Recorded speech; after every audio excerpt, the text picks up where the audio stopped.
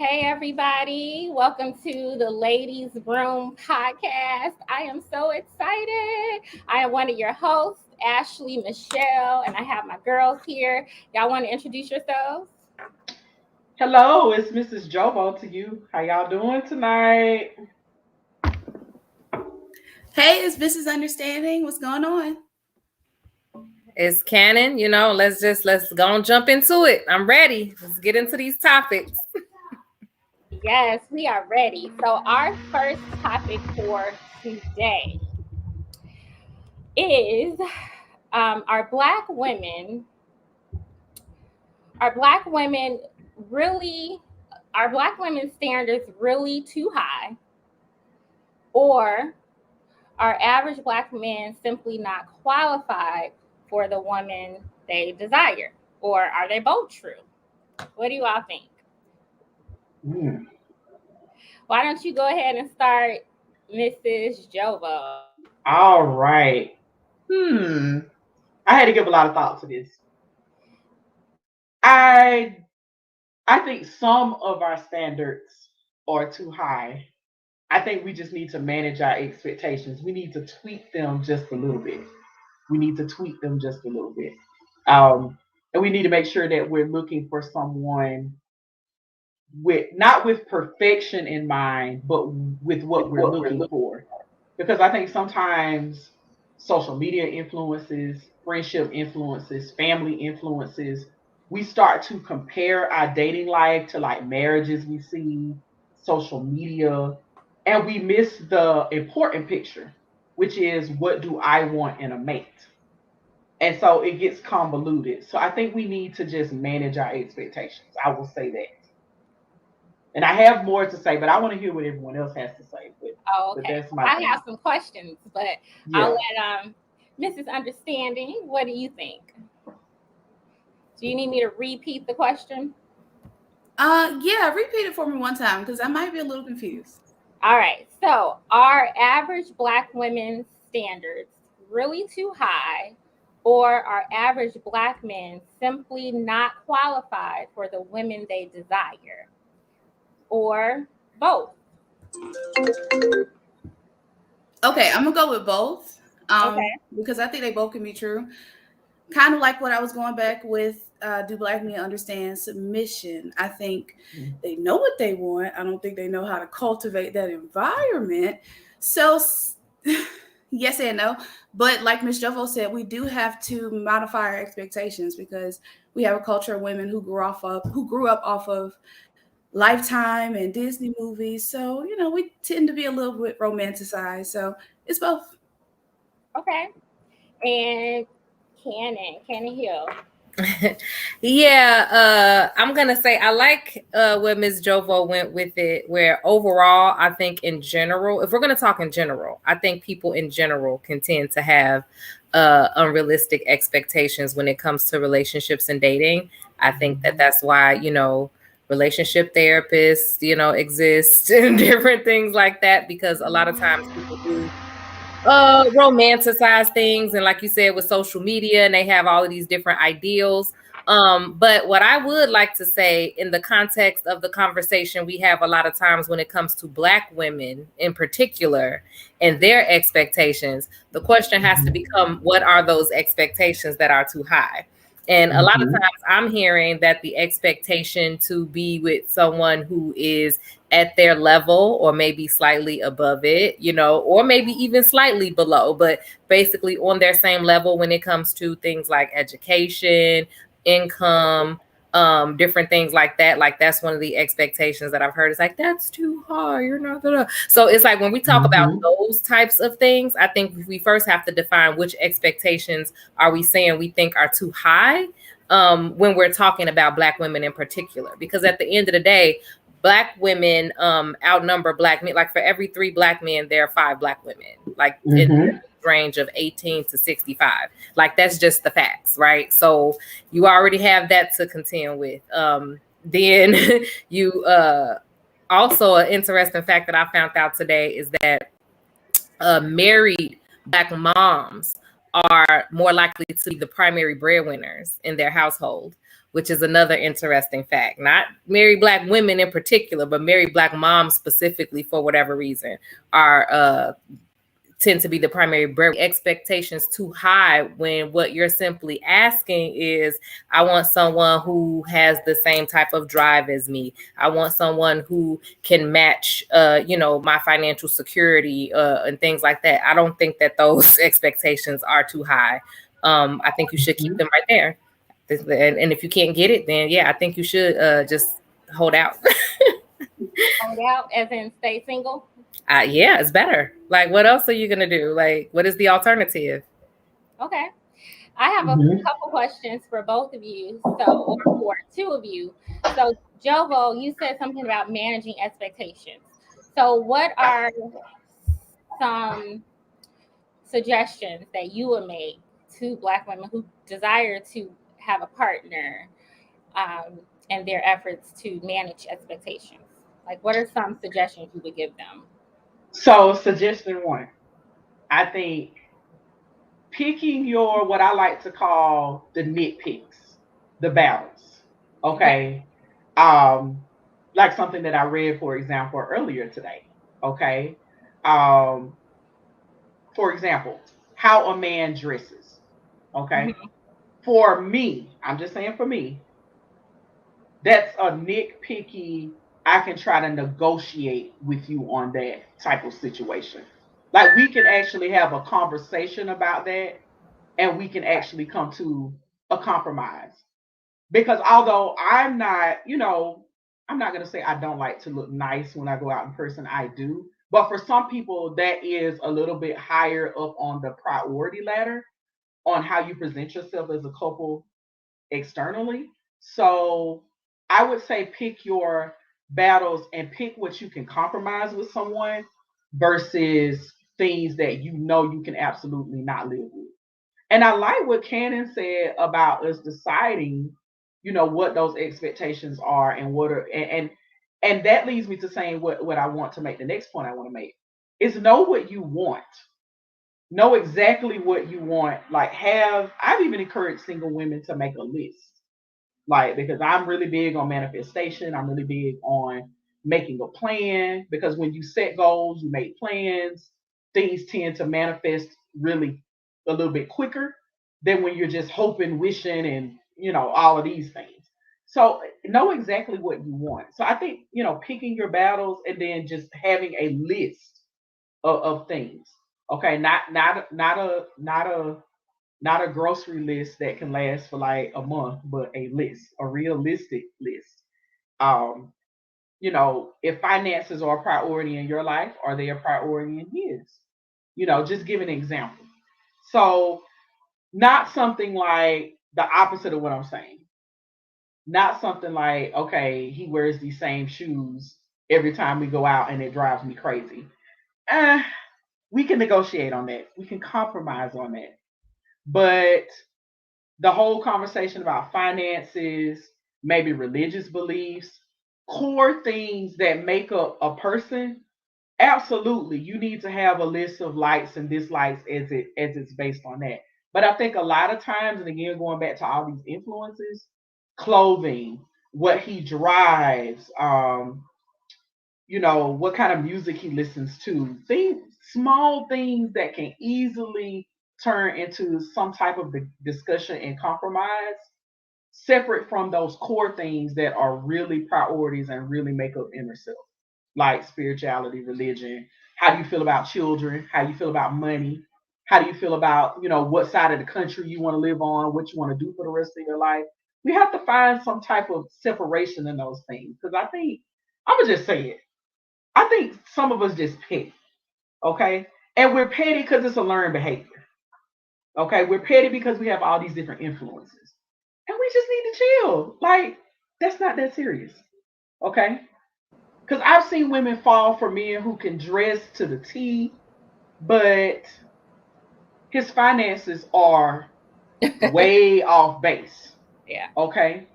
And I've seen it just in my line of work. You got the single mom dating the six-figure guy, but six-figure guy got two baby mamas, two sets of kids, student loans up the yin yang. and he likes to go to happy hour like a lot. That is so opposite of the life of a single mom. She has to budget, she has to prioritize finances. So, my two things are know what you want, don't be petty, learn compromise. Okay, Mhm. awesome. Thank you so much. So you're saying manage your expectations, meaning make sure Yes, your expectations or your desires are really valuable. You know, right, you got to kind of pick right, and choose. You said pick your battles or right, prioritize what you want.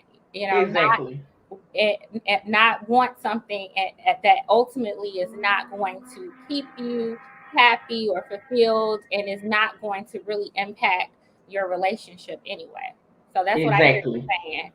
I also heard you say not be influenced by too many people around us. And I've seen that. I've seen that from women. I've seen women not date Mhm, men because of what their family would mhm, say. mhm, I've mhm. seen that before as well. And sometimes we have to make sure that what we're going after or what we're hoping for and desiring is really what we want and what's most Exactly. compatible. I had a friend, a good friend of mine, tell me that she almost married a guy because everybody told her that's the man you should be with. He's tall. He had a really good career and he was attractive and he was a pastor. Everybody was rooting for her to marry this man and she was Mhm, not into him.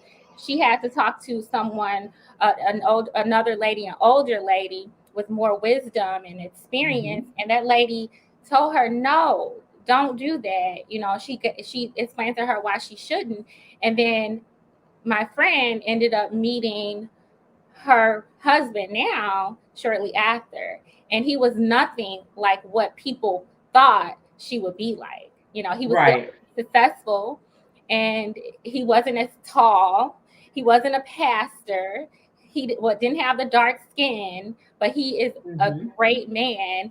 And the other guy was great too, but that was not who she was supposed to be with. So I've seen that. I've seen women not date men mhm, because of what their family would say. I've done it before too. um, mhm, so mhm. thank you. I definitely agree with that. I also Absolutely. heard Cannon, you talk a little bit about these expectations for financial security. What would you say to men who are like, well, the average Black woman doesn't deserve financial security? She doesn't deserve the man that allows her to be able to stay home. Those are high value men.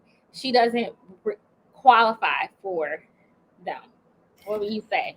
Um, well, that's why I would say maybe that's why me and a lot of my female friends and family members would be considered like maybe high value men, I guess. I don't know, because we have financial security for ourselves, right? So it's like if I already have financially secured my situation, Mhm. then yeah, I'm gonna expect you to be able to hold up your end of the bargain, and you should be adding to it. Like Mhm, I shouldn't be mhm. having to struggle or to, you know, downgrade anything as a result of being in this relationship. The other thing that I think that we don't discuss, first of all, let me just say this: relationships are freaking hard. Okay. Relationships are very difficult. I'm not going to say, you know, that they can be rewarding and wonderful and amazing, because they can, right? You know, it's like Mhm. parenting, right? It's like having kids. You know, kids, you're like, oh, I love these kids, but it's hard. Like, it's really a lot of hard work. Yep.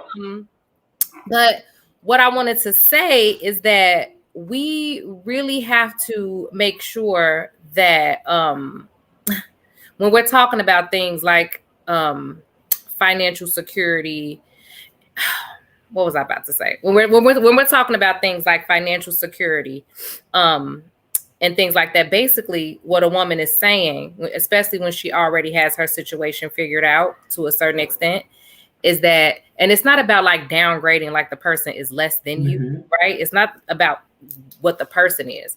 But Right. we've talked about this, and I hate the fact that our culture gets ignored so much when it comes to the reality of things.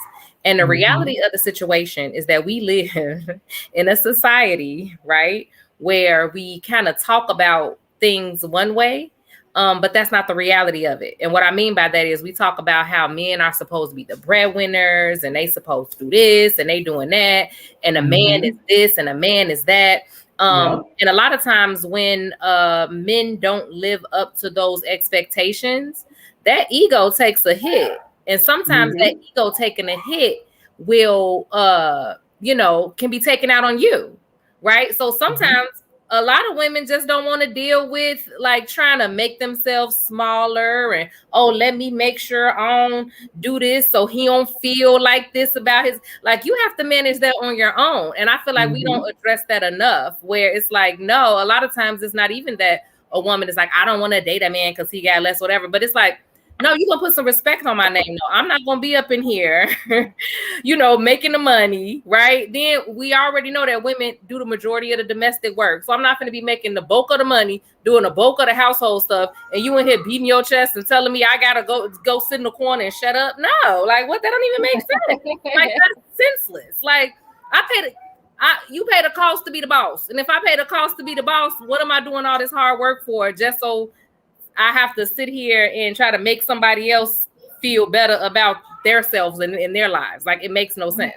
So that's a whole nother thing. But okay. So I have a question for you. What'd you say? I said I'll just leave it there because I can go on forever. So I have a question for you, but also for Raven. I want to hear what she has to say about this. So I hear what you're saying, and it's very real. If I'm making, let's say, $100,000 a year, and all the black men are like, well, you're over 35 or you're over 27, you don't qualify for a man that makes that much money. So the suggestion or the result or the answer that they give you is, oh, well, die alone, buy a dog. So is that what we're choosing? And they're using it as a shaming tactic, right? But what I hear you saying is, you know what? This is my lifestyle.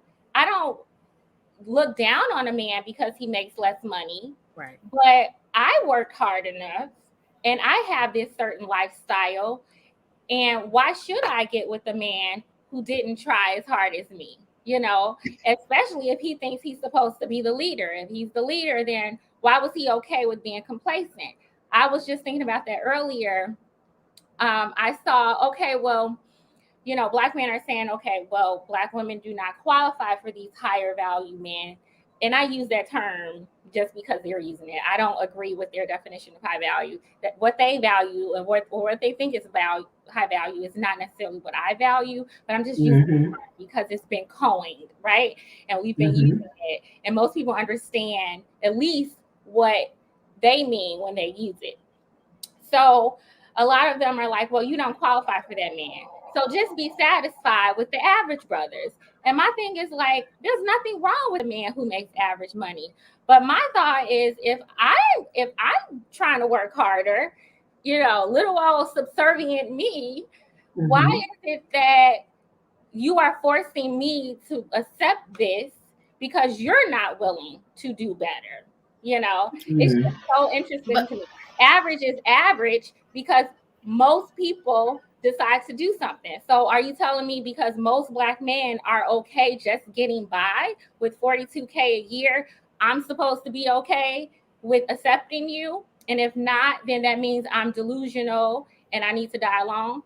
You see what I'm saying? So what do you all think about that? That's what I think when you're talking. So is the solution to die alone or? Well, the first thing that I was going to say is since black women tend to outlive black men by 6 years, you're probably going to die alone anyway. So that's okay. But,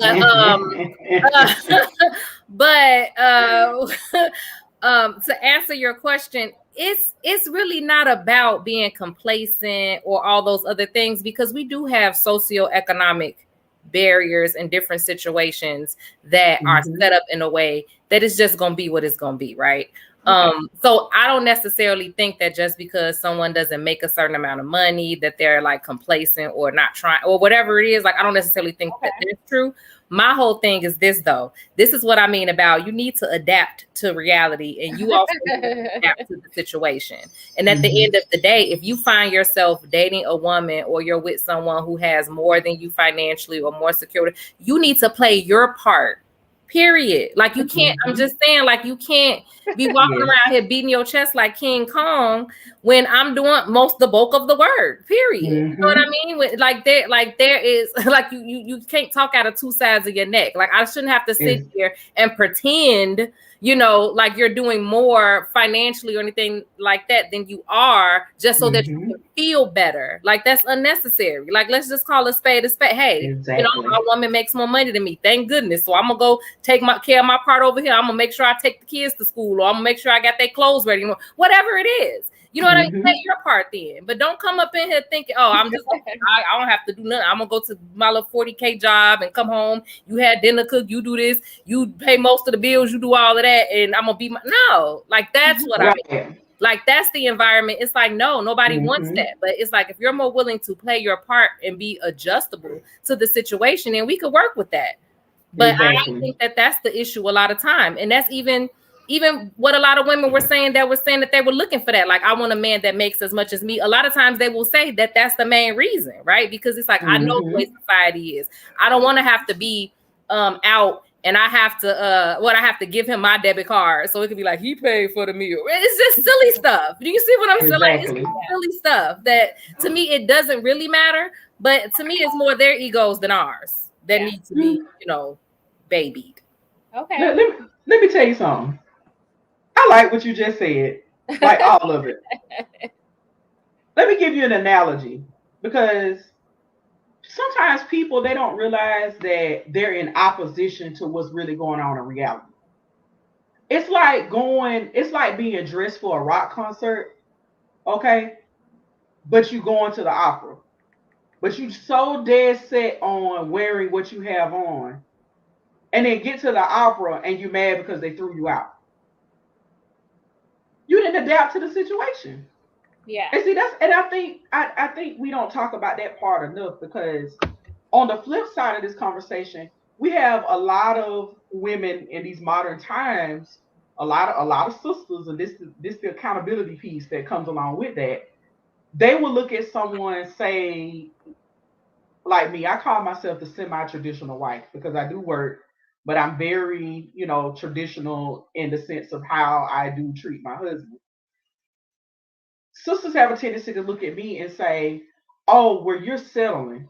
And I look and blink at them and say, tell me how I settle. Well, you're a therapist, you work this job, you do this, and your husband just works on cars. And then I have to correct them and say, correction, he's a certified ASC certified mechanic and he owns his own business. Okay. Like, there's a bigger picture here when we talk about being able to adapt to the circumstances in which you find yourself in. And I love what Candace said about Black men needing to basically learn how to adapt. Because the reality of it is, we're not our big mamas and grandmamas, okay? My great grandmother had a second grade education, okay? I'm not her. And she's happy, God rest her soul. She's happy that I'm not her because she wanted more for me. My grandmother, the same way. My grandmother got to high school, got a GED, whatever, but she was a homemaker. My grandmother is thrilled that the Black women, and her daughters and granddaughters are, college educated, working careers. We are not them. So any Black man that's watching this, let me get closer to the camera. Just how you all expect us to adapt to some form of submission, you guys need to adapt to some of the reality. And the reality is, there are women out there who are ready to be wives and ready to do traditional things. But on the flip side of that, they're not ready to just take all this workload and you stay where you are. People ask me all the time, what makes your marriage work, Javonda? My husband is really good and has gotten really better, like every birthday. Okay, shout out to him. Hey, babe. He adapts to circumstances. Okay, he adapts to circumstances. We might fight a little bit, argue a little bit, whatever about the circumstance. But he told me once upon a time, it's a lot of things that you have kind of encouraged me to step up on because of the type of wife you are. And that's what I tell people. When you do your part, you'll know when you're with the right person because then they start to step up without you even having to say a lot about it. And my husband stepped up. That's what he did. He stepped up. He went from, we went from both being broke college students, all in love, moved in together, whatever, to what the rest of our life gonna look like. What is the rest of our lives gonna look like? Okay. And I knew what I wanted to do. And I know when I reinforced that in him, when I said, babe, I know what I want to do. Have you, instead of me saying, you need to do this, this, and this, it was, babe, do you, where do you see yourself in 5 years? Where do you see yourself in 10 years? Because this is where I see myself. When the man wants to keep you, he adapts to the situation. The same expectations that black men are having for modern black women, same thing. Same thing. That's how I see it. Yeah, I just wanted to, no, thank you. But I just wanted to respond to this comment that I see real quick. And I mean, I really appreciate you for engaging. I can't say the name. I'm not sure what it is, but the comment says, never let a woman build you up, build yourself, men, and you do much better. Let these boss chicks run it and let them be, and women in love with the bag.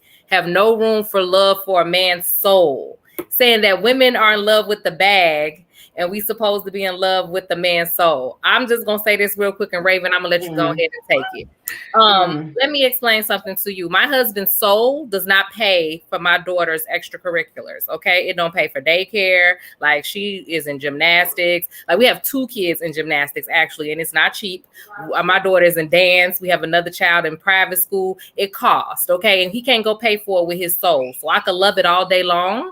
And it's not about being in love with the bag, but it's about actually procuring a secure and better future for your children. That's what it's about. It's not about a bag, because who cares about, I don't care about all of that, but it's about the things that you can actually expose your children to, and the quality of life that you can give to them, especially in the quality of life that you have for yourselves. Like, we don't go on vacation with our souls. So, I mean, we bring them with us, but that's not how we get there. The airlines don't take soul credit. So I don't know, but I just wanted to throw that out there. I'm going to address that too, real fast, because I want to hear from you too, Raven. That is a typical Black man's response. Because I am successful, or I followed some dream, I reached a goal, then I'm villainized. I'm so horrible. I don't have time for a man. I don't love a man. When that is not what we said. That is not what we said. We said, okay, I'm a woman that wants to be a wife and have a family, but we never said anything about not caring for men. But because they feel less than, their response is, well, be about the bag and do much better than them. What's that about? This isn't a competition. We're just saying, this is who I am. And Cannon, you literally said that it's not always about them not being complacent. Sometimes they have different challenges. And here you are trying to understand that and saying, I don't belittle a man for that, but don't sit here and try to belittle me either and make me feel like I have to take a back seat.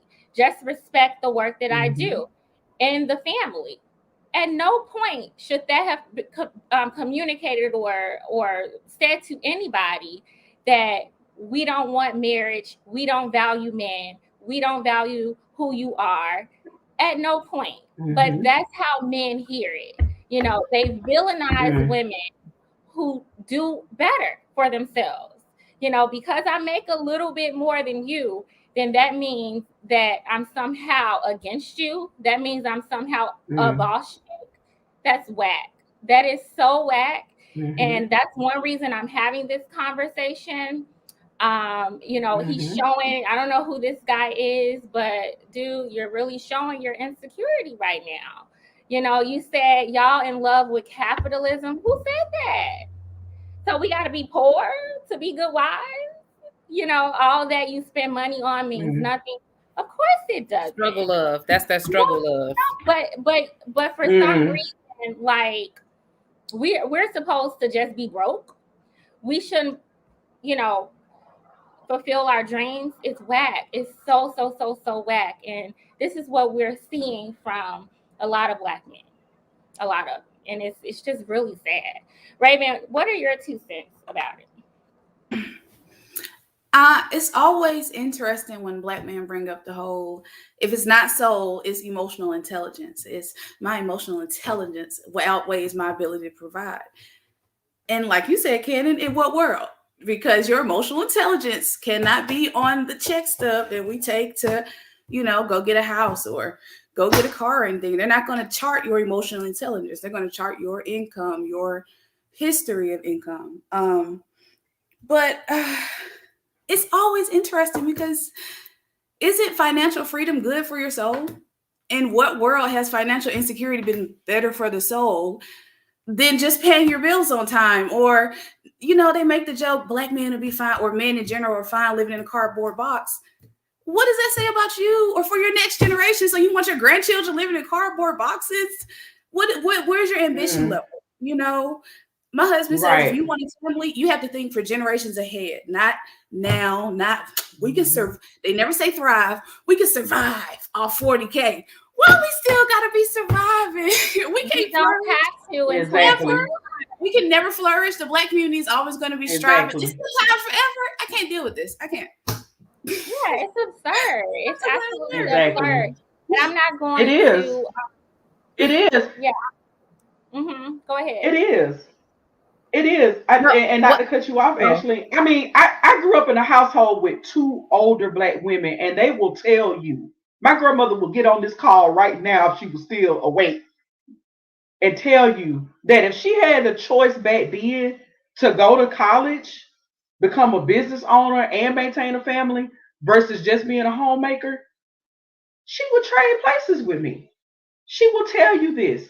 And I'm saying that because a lot of times, going back to what I said earlier, it's this unhealthy comparison between us and the generations before us. And that was then, and this is now.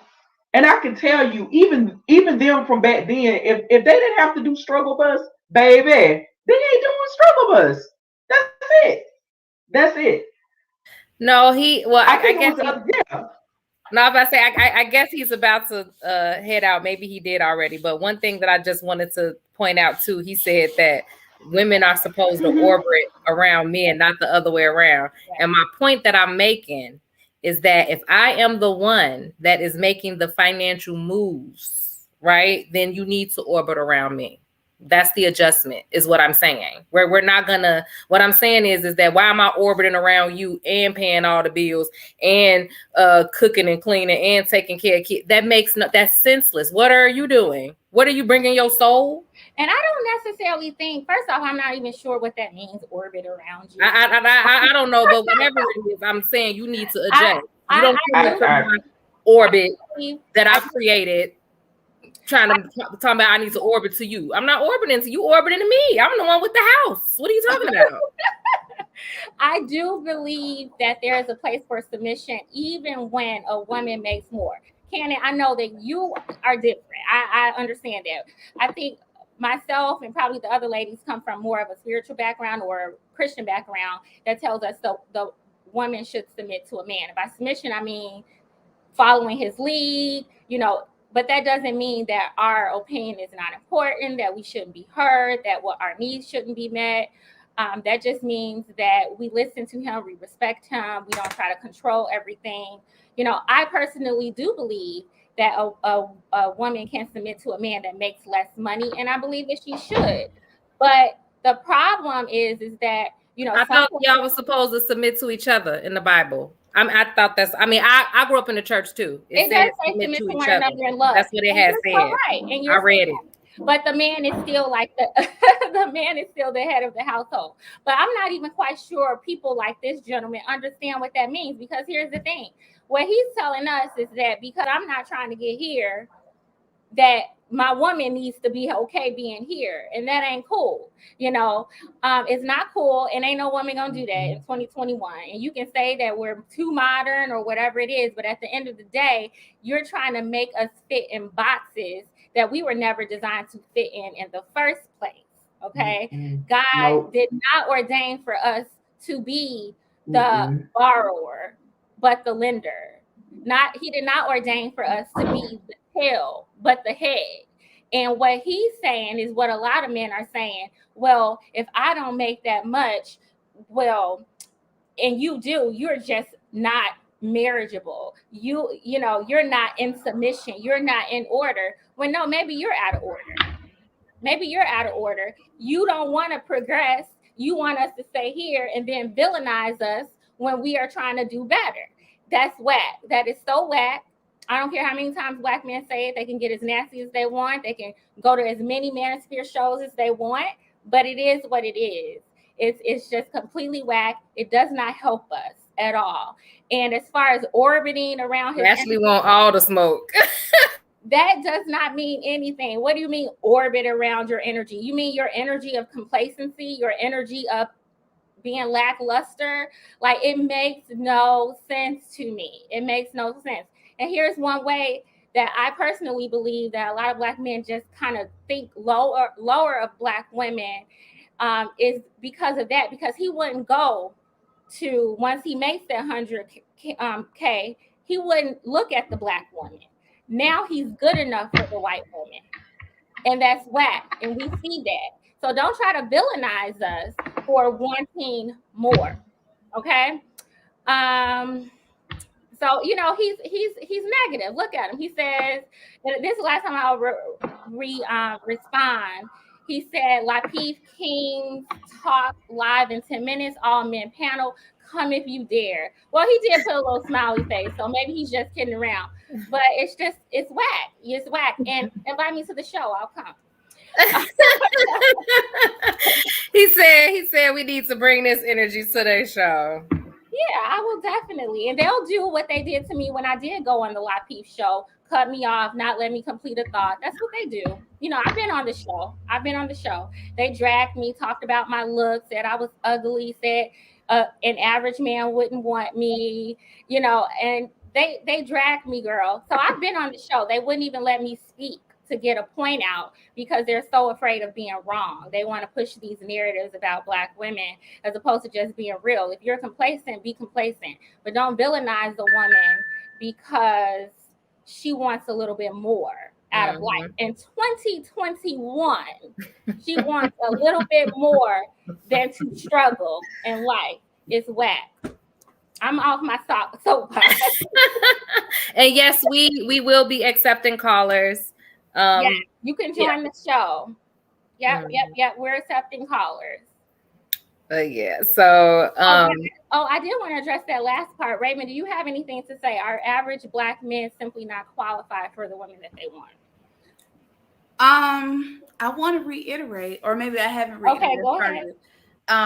But I do, from my understanding, these buy a dog, die alone kind of men are not the majority, from my understanding. A lot of dudes don't mind, getting or marrying a woman that makes more than them. From my understanding, all this submission talk comes from the internet. I don't really hear this in regular life, I don't hear men saying, I'm the hear me Roy kind of guy, So I do think we have to separate sometimes. But yeah, I agree. Like I said before, they want submission. Do they know how to create that environment? No, not all the time. So yeah, sometimes I think their standards are a little high, but ours are too. I hear a lot of women that aren't married say they can't be with a man that ever makes them unhappy. We're never happy with ourselves every single day, so that's unrealistic. Or I can't be with a man that can't get it right the first time. You don't get it right the first time in life. We're mistakes people. We're humans. People are going to make mistakes, So that sometimes can be unrealistic, but I think what Candace said was true about education and stuff like that. That's fair. I'm not, but as far as like the Lifetime and the Disney Channel stuff, get it together. You ain't gonna wake up every morning with French toast in your face. Come on now. You know, You're not. but you know what also, and this may sound like it's like off topic, but it's not off topic. I was looking at a TED talk the other day about sexless marriages, right? Okay, yeah, I saw that And one. she was talking about the high percentage of marriages that are sexless, which is a marriage that has like 10 times a year. 10 times or less a year, right? Yeah. And that made me wonder. It made me wonder how, when we talk about like how men want women who are fit, feminine, friendly, like all of this stuff, and they just keep saying, and our standards are too high, especially when it comes to what looks women want in a man or whatever. And I just wonder how many women marry men that they may not be attracted to. I mean, you have kids, right? You have life that comes into play. You have like all of these other different things. But a lot of conversation I see about that topic too is usually the issue with the man not necessarily getting access as much as he wants to from the woman. And it just made me wonder, like, how many women are actually marrying men that they may not be physically attracted to, or maybe these men, how many men are committed to keeping themselves physically, up to par in these marriages and in these relationships for them to be long term, because like I'm just, because you're gonna be in it for a long time. So Exactly. I don't think that's a nuanced like attraction does matter, in my opinion. It does, so, but I also, like you say, wanting to put in that extra work, with somebody maybe you wasn't even necessarily physically attracted to in the first place. Y'all been together 4 or 5 years, all the little other stuff then wore off. It's tough. So I wonder, because I was like, I couldn't imagine being married to somebody I'm not attracted to. Ooh. Like that would be. I couldn't imagine being married to somebody who they want that fit, feminine, all of that stuff, and then they don't want to be the change that they want to see. You know what I'm saying? Like, yes. I think because they think they don't have to be, because they keep saying that we're not visual, right? They say that we only care about provision, even though they're not going to provide it. They say they're not going to provide it either. But I don't know. You said it was bipolar, right? See, this is the thing. I think some men are, and I know I lost sound for a minute, but I think some men are normalizing this whole, well, if we got to work and do everything as a team, then they almost low-key saying, oh, you too modern, you don't want to do traditional roles, blah, blah, blah, blah, blah. Marriage is one. It's two people, but it's one. And to hold something together, each end has to work on their thing. Okay? If it's, I tell ladies all the time, like, for me, I had to step up my lingerie / cooking skills. Like, I say, I tell some of my younger friends that are freshly married, like, hey, don't be getting off your game so quickly, okay? Because if you say you in the long haul, guess what? You got to find a way to spice some stuff up. But just like I tell her that, I go over there and whisper in his ear too. Hey, she doing X, Y, and Z. What you doing? Okay? It takes two people. Okay? This whole idea that this woman is going to maintain this whole house and you just supposed to sit up there and make sure she do what she's going to do. See, another, and I hate to get preachy, but I got to go here. I got to get my black mama voice in here. A lot of times people ain't getting what they want in life because they ain't doing what they supposed to be doing. It is a plethora of black men who have a lot to say about, oh, black women need to do this. Black women need to be held accountable. Black women need to do this. Blah, blah, blah, blah, blah, blah, blah. So many things about accountability of somebody else. The lack of accountability in another person should not stop you from doing what you're supposed to be doing as a man or a woman. Period. Point blank. If the poor behavior of other people is conditioning you not to do your part, okay, then that says more about you than it says about the person who's not doing what they're supposed to be doing. You only control self. So that's why I tell couples, like, be the change you want to see. I wanted things to change in my marriage because let me tell y'all something. 17 years, I say like them first 5, baby, you see my face. 5 years right now. Yes. Yeah. Let me tell you something. I had to, that whole, and I don't know what woman I'm talking to tonight, but that whole, he need to do this and that, and he ain't doing this, and he ain't, stop that. Go home, go in the bathroom, look in the mirror, and start thinking about what you want to see with you. Because I know when I started upping my game on improving myself, my man who loved me, he had no choice but to step it up. And that go for marriage, that go for friendships, relationships, that go for people you work with. See, we call these things in these modern times Disney World, and you're not allowed to be positive, and you're not allowed to talk about solutions. People want to sit around and complain. Guess where the answer starts? I'll give you a clue. You. It starts with you. What are you doing that's within your control? What are you doing? Black men, what are you doing that are within your control? Okay? All right? No, I think you absolutely hit the nail right on the head. I believe that we do have a tendency to put way too much onus and focus on the other person and not enough focus on ourselves. The only person, like you said, that we have control over. Instead, we sit and point the fingers and I hyper outward focus, right? Like if only this person would do this, then I would be like this, or I would be happy if only this person would do it. Like, no. Like you say, you have to take care of it for yourself. Because I mean, like, in a marriage, it's one in terms of that institution, but y'all still two separate entities. Exactly. That are responsible for your own self. Like, can't nobody carry you. They can't do it. So I agree. Because I've been the wife who, I got so focused on marriage and family that, okay, who the heck is Mrs. Jovo though? Like, who is she? Who is this woman? And I had to be honest, and I had to draw a question mark. So there's somebody out there tonight, man or woman, you drawing a question mark. Instead of talking about how Black people in general are not accountable, ask yourself, is this Black person I'm looking at in the mirror accountable for their own happiness and their own well-being? Because, and what I'm about to say, I'm stepping on some toes here.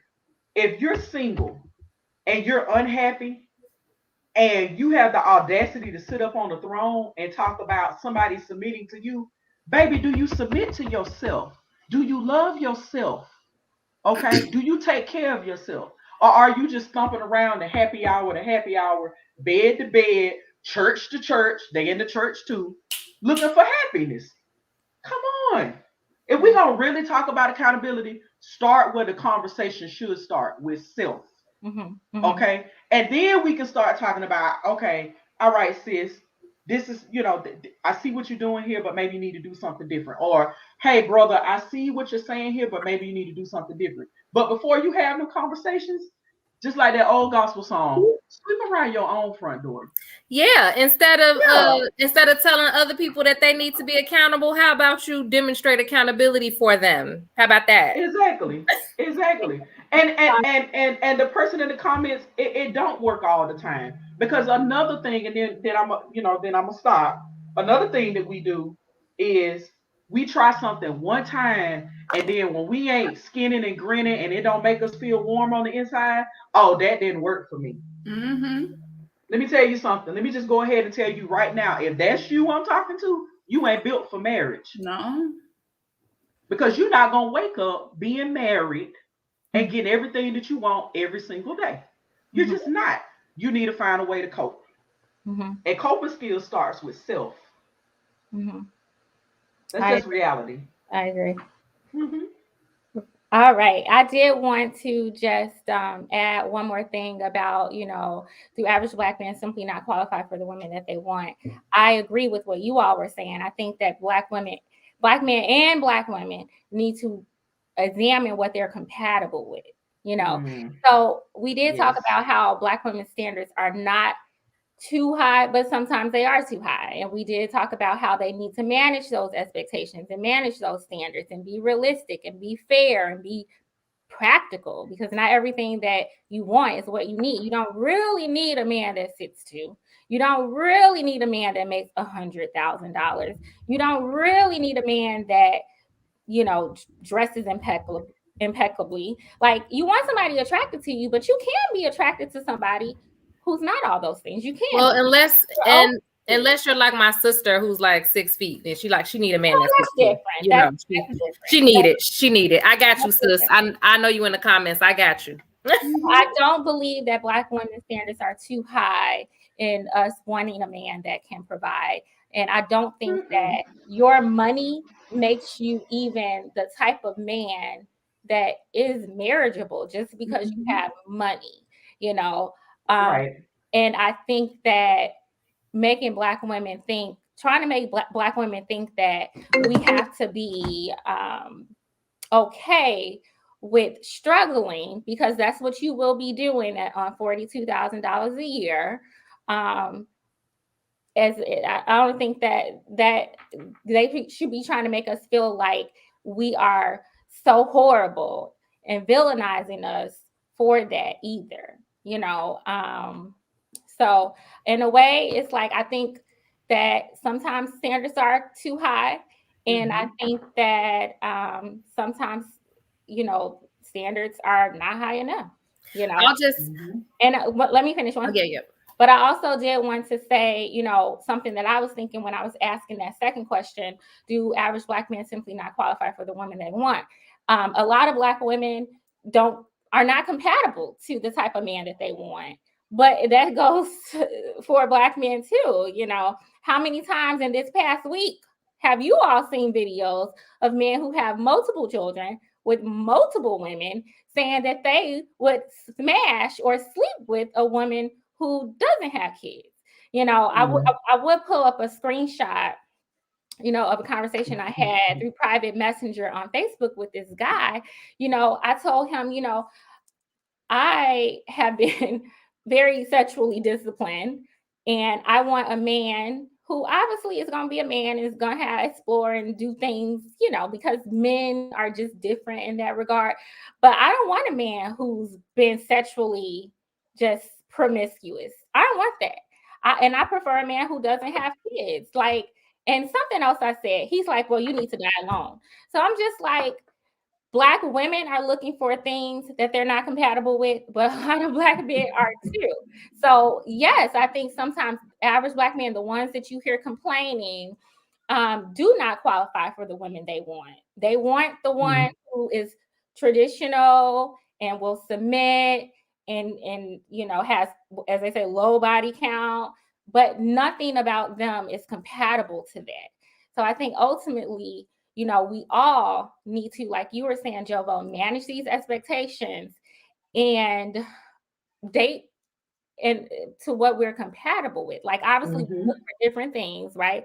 Men value some things and women value another set of things, but you got to be compatible in terms of character and in terms of lifestyle. Like, that's reality. And a lot of people miss that because all they're focused on is the money. Oh, I got this amount of money, so I should have this woman. And it's like, but should you really? You know, and vice versa. It goes the same way. Yep. I just wanted to add one last thing to this topic. You just made me think about it with what you just said.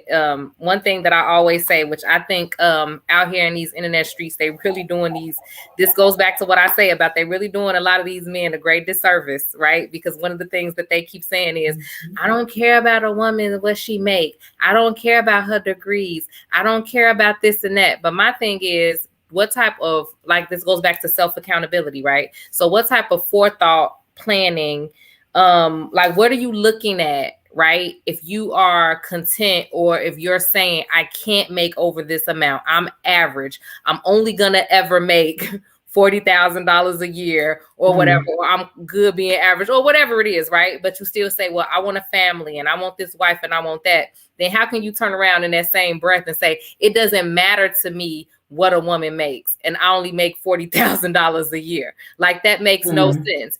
And part of your planning process for your family and your future, you should be taking into account a great deal what the other person is making, because their income is going to be very important to the stability of your family, right? So you can't afford to not care, right? So it's like you coming to somebody, like I said before, I make a nice substantial amount of money, you know, I'm not going to say how much, but I make a decent amount.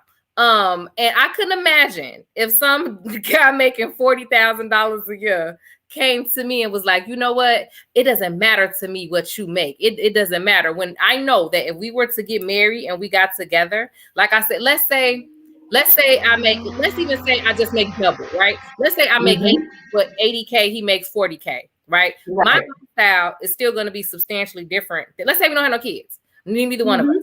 My lifestyle is still going to be substantially different than his, just with that, because I make double his salary, right? I already make double his salary. So my lifestyle is already different. Once we combine those incomes, if we get married, that's 120K, right? You cannot, okay, my life from 80K to 120K, it's good, right? But it ain't a big leap. But from 40K to 120K, your lifestyle, and you're gonna tell me now that it doesn't matter what I brought. like your lifestyle just jumped from 40K to 120K, but then you're gonna tell me, you know, that doesn't really matter. Oh no, it matters. And like I say, I think that that's what the problem that a lot of women who are hearing that are having, right? It's like, you can't tell me that my income doesn't matter. If we're going to be combining, right? And we are going to be putting these things into the same pot, then no, you're going to have to actually look at reality and respect what's happening, right? And come accordingly, come correct. Don't come in here talking about it don't matter to me what you make. But now, but now, you know, I'm living this different lifestyle, but it don't matter. I think it does matter after the marriage. I think what they're saying is it doesn't determine whether or not we want to marry you. I think that's what they're saying. Now, you know, I just realized that. But you are very right. Like, you can't be acting like it doesn't matter, because really it does ultimately. It does ultimately. Once it absolutely matters. It matters for real. Like it does. It does. So usually we start taking calls like at the very end of the show after we've discussed the topics. But I think that for playback purposes, it actually would make sense to start taking the calls like during the conversation that we're having, so callers can chime in during the conversation, and then when we play it back, you know, it'll all kind of just flow. So ladies, we are going to start taking calls. So viewers, I will put the number up. Okay. And we do want to hear from you. I know a few people called and they couldn't get through. Now, if you call and don't get through again, you'll just have to wait until the current caller is done, and then you can call back. All right. But Raven, I wanted to hear from you. I thought you wanted to say something. No? Oh, yeah. I just wanted to touch on what Candy said about the whole sexless marriage thing. I was going to say, I feel like that's such a nuanced conversation to have, because there are people who withhold that as a means to, you know, gain power. So it may not even be that you're not attracted. It could be that you think you're a cookie monster. I guess you holding it back. But that's all I wanted. It wasn't. Yeah, which is a whole nother show, because people do that. Yes, sis. They do what? That sounds like self-deprecation. You know, when I heard, I was like, you want a hug? Or not a hug, because Lord, right? Yeah, like listen, withholding cookies and withholding stuff. That's a no. That is a no. As a young wife, you know, girl, you better lock it up. Then we both mad. Then exactly. Right. Right. We got. I'm gonna add to the issues now. Right. Yeah, we got to have it. Do both. So we're waiting on a few callers. I know YBTV called in. It wasn't time, and one other person called in. So you guys can go ahead and call if you would like to chime in. See some other people in the comment section wanting to chime in. All right, let's see.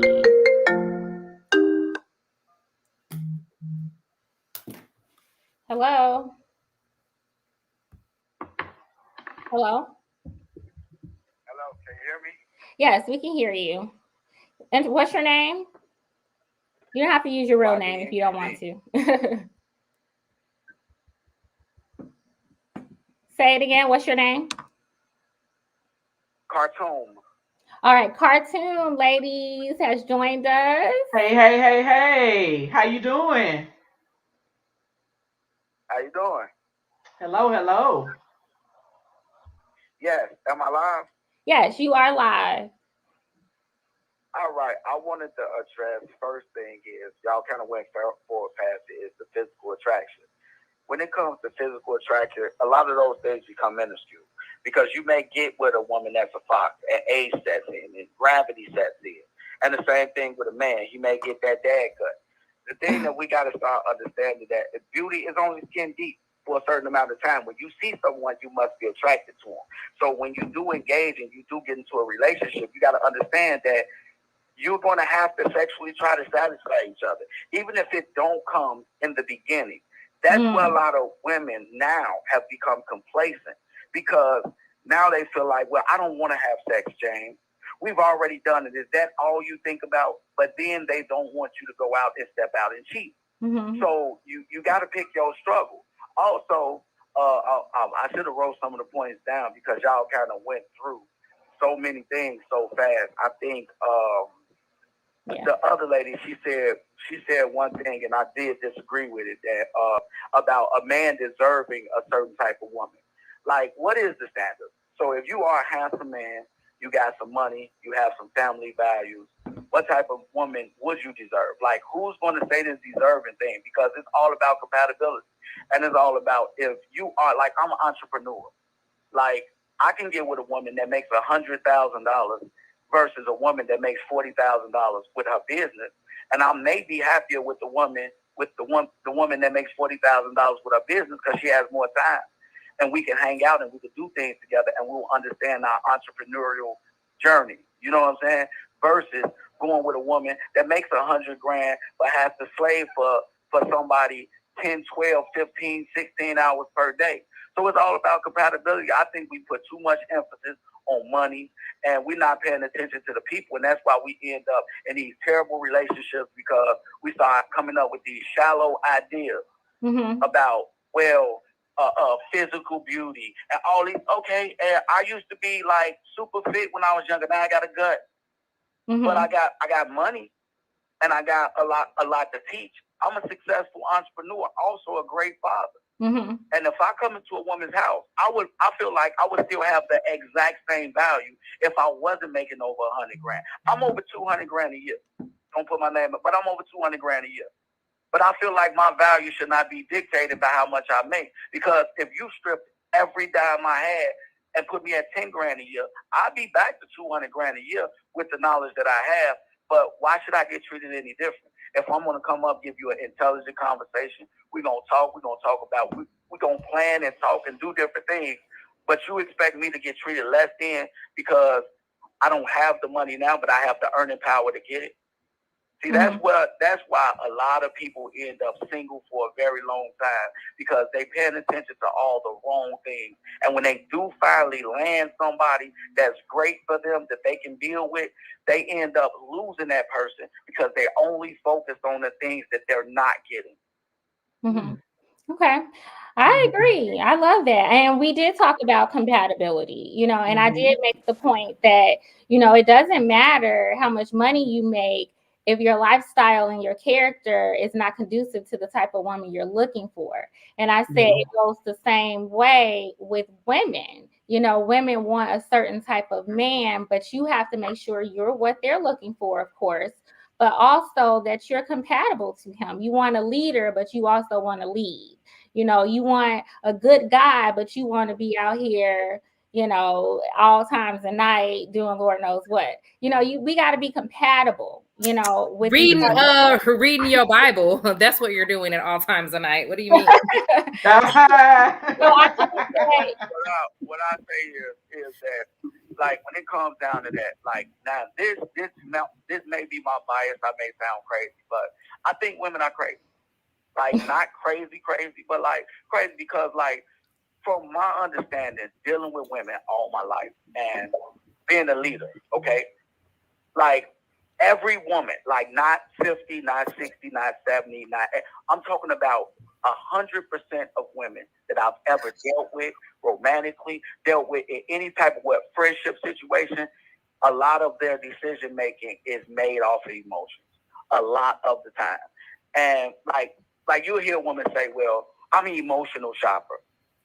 So you're telling me that I will have to carry that financial burden because you had a bad day at work, or whatever the case may be. Like, a lot of decisions is made on emotions. And from my understanding, and I have a mother, and she's emotionally crazy.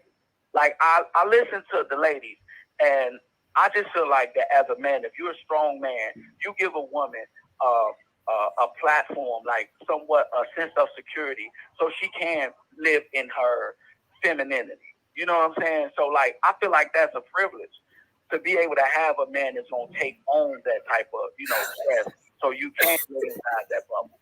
So, like, I am traditional, and I do believe that I have not really ran into too many women that could just say, you know what, let me keep my feelings out of this and keep this straight business for the majority of the way. Especially at home, when they're able to, like, the most professional women, when they come home, they just, oh my God, it's something totally different that you're dealing with. So I just think that, like, that's not true. Like, I go ahead, Ms. Jovo. Go ahead. I'm gonna let you take this.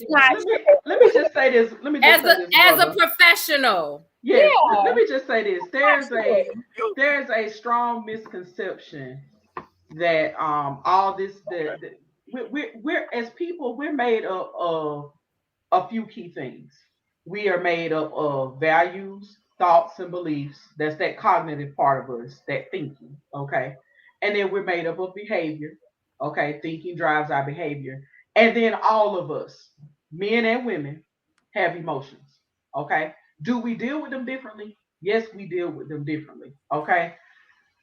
I think what you're suggesting in saying that women are quote unquote crazy is that what you've seen in your personal experience, from what I'm gathering from what you're saying, is women who have different types of coping skills. Okay, let me just say that we're not crazy. Okay, people deal with emotions in different ways. Men have emotions too. Okay, so we're gonna go there. Lust is an emotion. Okay, and men act on lust a lot in so many different forms. Okay, so when we're having that conversation about emotion, we need to be really careful and just really just grouping just women have emotional reactions. Men have them emotional too. man earlier today in the comment section. Yeah. Men have different. Men have emotions as well. You guys just label and well, you guys put certain labels and certain definitions, but really what it is emotion. Okay, sports season, emotional. I see most of my clients during football and basketball season. I'm an addictions counselor. Okay, we got the addiction to alcohol and gambling. Wait, hold on, let her finish. People act on different emotions. So that's really what I wanted to say, was that maybe in your personal experience, you've seen a lot of women who lack certain coping skills that might be a little bit more helpful instead of, shopping to deal with the bad day. I'm a professional woman, and I will tell you, I have to check myself to really practice what I so-called preach in terms of finding healthy ways to cope with emotions.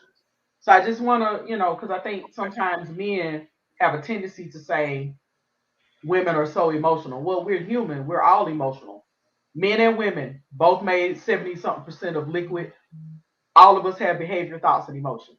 I think I think maybe how we cope with certain things from person to person, that might be better suited when you talk about that.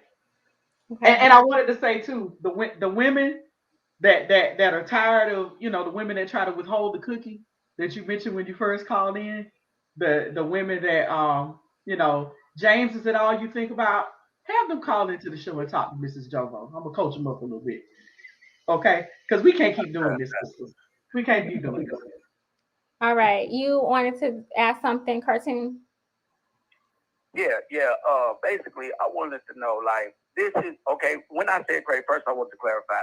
When I said crazy, I didn't mean it in a disrespectful way. I just say, like, like we say you crazy, but like on the other side of that, basically, I was just saying, like, men are crazy too. I just want to put that out there in their own way.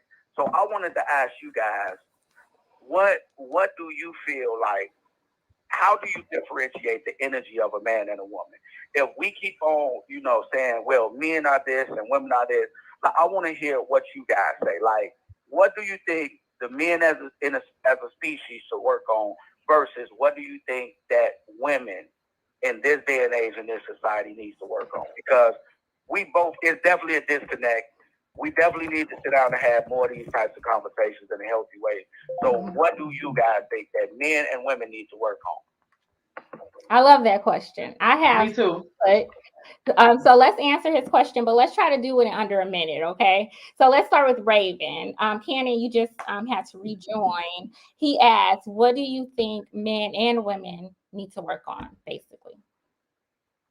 So Raven, let's go ahead. Let's hear from you. I was trying to digest it. Short answer, definitely listening, because there's not going to be one solution for every couple. Everybody's going to have different triggers. Everybody's going to have to do different things, in their relationship. But listening, being open ears, and, just being forgiving as always. Therapy is always helpful. That's all I got in under a minute. Sorry. Okay. No, don't say sorry. If you need a little more time, it's okay. I just want us to make sure we're being concise. Because sometimes when we talk too much, then the message gets lost. Okay. We do have a caller online, but I will be taking more calls. So those of you who are calling in, just hold tight with us and call back in just a few minutes. Okay. What do you think, Jobo? What should men and women? Oh wait, Raven, did you want to add? Were you done? Really? Were you done?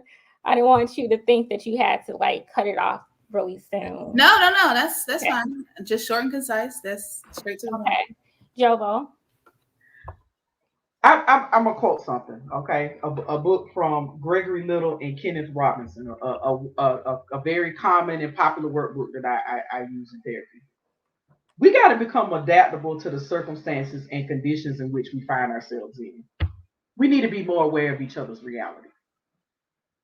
That's what I'm going to say about that. Get out of opposition and how you think the world should be, okay, or how men and women should be, and look at what it really is. Okay. Look at reality. Look at reality. All right, and Cannon. I'm going to add to Ms. Jovo, and I'm going to say that we need to be more self-aware, aware of ourselves. Like, we need a lot more emotional intelligence, and we need a lot more we actually, like, a lot of people don't even know, like, they see themselves a lot differently than who they actually are, which is really interesting. Or sometimes if you ask people certain questions that are in depth about things that you think that they should understand about themselves, like how they think, feel, why they do the things that they do, where those things come from, a lot of people have not even given that much thought.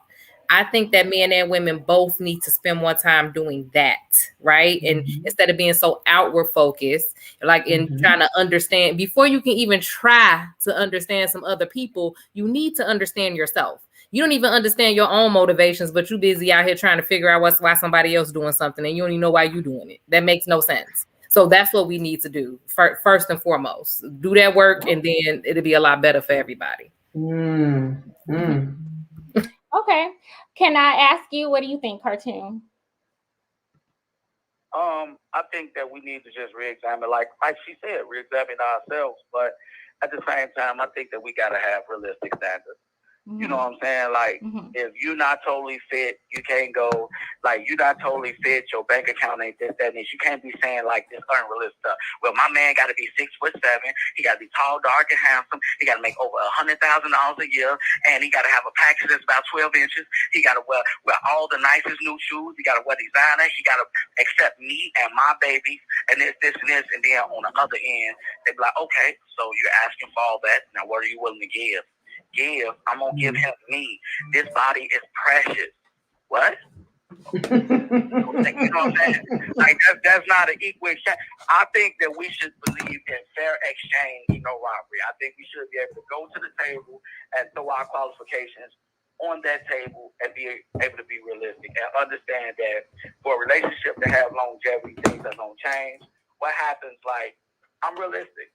You can have the finest woman in the world. Well, she goes to cancer and she gets breast cancer and has to go through radiation.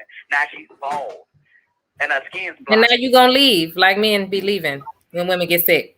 But I'm just gonna leave that right there. Like that, but same thing it be on the other side. Like you can't assign that to a gender because like how many women? No, you can literally assign that to a gender. You can. No, you can't. Well, women don't typically leave just because a guy. There's actual data on this. There's data. But no, go ahead. I get what you're saying, though. You know, the expectations need to be managed on both sides. I hear you talk a lot about that in terms of women. Women do have some crazy expectations, and I don't think. See, here's the thing. I think when I asked the question, are women's standards too high? I don't think they're high enough. But the problem is that their expectations or desires are not compatible to who they are. That's what I think the problem is. And so, for instance, Cartoon, I appreciate you. I agree with what you're saying about, women. Some women do feel like, well, take me as I am. And we got to stop that. Women got to stop that. No, ain't nobody got to take you how you are. You got a bad attitude. You got a whole lot of emotional baggage because you made some bad choices with these men. You don't trust nobody. You think everybody's cheating. You got kids. Now, I respect single moms who, like yourself, Cannon, who, you were married before and it didn't work out. And I think all single moms get like a real bad rep. But there are some single moms who are wonderful. And here's the thing, you can't go backwards. You can only move forward. And there are some single moms, just like there are single dads who made some bad choices. But you know what? They can't undo having sex and they can't undo having a baby. And maybe they learn from their mistakes and they're trying to do better. So, but we also have to understand that when you bring a kid into a new relationship, that's baggage. Well, I hate to say baggage, but that's a responsibility and a burden now on that person. And so I get what you're saying, Cartoon, that a lot of times these women don't have proportional standards. I don't think standards are too high. You got women who think all the man needs to have is a job, a 401k, and height. That's not a high standard. What it is just like some of it is like an impractical standard, or it's not proportionate. You want a man that is super fit, but you are not willing to go to the gym. Like, I don't think your standards are too high. There's nothing wrong with a woman saying, I want a financially secure man. And I think sometimes Black men are constantly telling us, like they did in this chat, that our standards are too high. That's not the problem. The standards aren't high enough. The problem is that women are not proportionate to the standards that they want. And that's why we have, men like Cartoon who's like, well, wait a minute, you want me to be all these things, but then I got to take you as you are. That's the problem. But Cartoon, I did want to ask you too. You talked a lot about the ladies having unrealistic standards. What about these men out here? There are a lot of so-called good guys. I was just about to say that men's standards aren't high enough. Like, I'm speaking from the man's perspective. And do you know how many dummies I have to honestly tell, like, bro, they be like, all right, I know I can't curse on your platform. So she be like, man, she got a swollen anus. Okay, cool, right? She got swollen anus. She got a flat stomach, swollen anus, blah, blah, blah. I'll put a baby in her. I'm like, bro, you would really drop your seed in that. I'd rather drop my seed in the trash canister next to my chair in my semi-truck. No, thank you. Like, they have a standard of only physical beauty. Like, that's it. Like, the brains that go along with it, like, okay, for example, it was a meme on Facebook, and it showed this beautiful woman next to another woman she was beautiful, but she wasn't as, as pretty as the other girl. But they said the beautiful woman was an ex-stripper. She didn't have no money. She didn't have this. She had 4 kids, blah, blah, blah. I swear to God, I'm like, man, not to chop her up. She ain't gonna win. Then the other girl, like, she has a bachelor's degree. She owns property, blah, blah, blah, and so many different things, right? The men was in the platform like, dude, like, ain't no way, man. Old girl with that bachelor's degree, she gonna talk too much. Like, she this, she that. And I'm like, wait, am I in a Twilight Zone? And then it's like the girl in the West, like, I got enough money for both of us. And I'm like, dude, you gonna be the same dude that's in court mad because she's taking most of your money. Like, seriously? So, like, I think that it's on both sides that men and women need to get realistic standards that's based off reality, not off TV. Definitely not off TV or social media. We need to sit down and see what we need in our life. Like, a lot of us need structure. We need a more organized woman, a more structured woman, a woman that's more intelligent, that's going to show you the other side of things. You know what I'm saying? And then, like, my old lady now, what got me with her was she was more explorative. I'm a block dude. Like, I got some money later on in life, but I still had a 49th in Indiana gangbanger almost mentality when it came to travel and things of that nature. So she was telling me, like, how it was in Germany and different places. I've been out the country one time, and that was for a wedding. So, like, she was making me more explorative. You know what I'm saying? And I'm like, you know what? It opened up my eyes to something different, and that's what attracted me to her, because I knew that's what I was missing. Then she kind of corny a little bit, like cornballish, you know, like that Myrtle Urkel kind of like, I'm like a King Von, you know what I'm saying, listening to all this gangster rap, and she'll put on some country music. I'm like, you know what, man, this what we doing tonight. You know what I'm saying? Never seen none of the black hood movies, like Paid in Full. And I'm like, all right, how about this? I'll teach you about Paid in Full and Menace to Society, and we'll watch The Notebook. You know what I'm saying? So it was like, I knew that's what I needed to balance me out, more of that side of it, and that's what she brought to the table. And she had her own money, of course. So that's exactly what I needed: financial stability and something different. And I've been happy. Versus like going out and just finding a woman with a fat bottom, a pretty face, and into all the same things that I'm into. Nah, I'm cool. You keep that on that side. Let's do something different. Let's explore. Okay. Make sense? Yes, it does. And I appreciate you for your comments. Stay tuned and share our channel, okay? Share our channel. Let people know about it. Definitely will. Awesome. Thank you so much. Have a good night. You too. All right. So we did have a couple other people call in. So, and then we're going to move on from this topic because it's getting a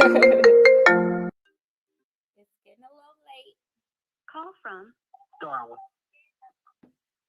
Sorry, y'all. I'm so not discreet.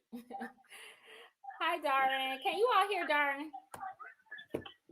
Hey, what's up, everybody? Can y'all hear him? All right. Welcome, Darwin. Thank you for calling in again. No problem. Great show as usual. Thank you. What's up? What you want to add? I want to address cartoon, my brother from another mother. I know cartoon. I be on this podcast and stuff too. He got a lot of great points and stuff like that. He a good dude. Okay. But the point where he said that women are emotional or more emotional than crazy, I have to disagree. And actually, you said like 100% of the women that you know, like, wow, that's kind of like saying that, are you drawing these crazy women? Yeah. Because I know a lot of women too, and they're not all crazy and they're not all emotional. And I'm actually more emotional than a lot of women I know. Not saying that I'm an emotional person, because I'm definitely not an emotional person. But the only reason I married my wife is because she's one of like the most logical people I know. And if she wasn't as logical as she is, we probably wouldn't be together right now. Because, you know, I just can't deal with an emotional person like that. But statistics show that men are way more emotional anyways. We just don't show it the same way as women, right? We're not criers. We're not whiners. We don't pout. We don't do all of the woman things that we call emotional. But we do other things that are emotional, but men don't recognize that. And it shows because the domestic violence rate is so high. That's an emotional thing. When men get mad, cursing their woman out, beating on their woman, stuff like that, that's emotional. And that rate is high. Women are ended up dead because of that. So when you say women are only emotional, that 100% of women you met are emotional. Like, yeah, women are emotional, but men are just as equally emotional as women. And I think the problem is the men can't get out that machoism, that emotion that's really toxic, right? Because nothing is wrong with the emotional ways that women act most of the time, right? When they're sad, they act sad. They might cry. Nothing's wrong with that. We just don't want to deal with that because we don't tap into that side of ourselves to want to deal with it. We're not capable of dealing with it when it happens. So we be like, oh, you're emotional. I don't get, because we just don't want to deal with it, right? And again, that's an emotional response from us too, right? So it works both ways. You know, we have to start trying to understand women a little bit better, and they have to definitely start trying to understand us a little bit better, which I think they do a better job of trying to understand us. You know, and statistics show that too. Like I said, women are the ones going to counseling voluntarily to work out problems. I'm pretty sure they're the ones that dragging their husbands to counseling because men have this machoism that they're not going to listen to another person. Ain't no another person tell me how to run my family. I don't need no advice from this person, that person, which is cool. But statistics show all of this, right? And we just have to drop our pride, drop our ego, and just sometimes when you got a good woman and you know you got a good woman, you have to let them lead sometimes and listen to them, you know. So I just want to add that. And then I want to talk about the beauty part, the standards and stuff like that. Beauty is 100% one of the top qualities that you need to have when you want to spend the rest of your life with somebody.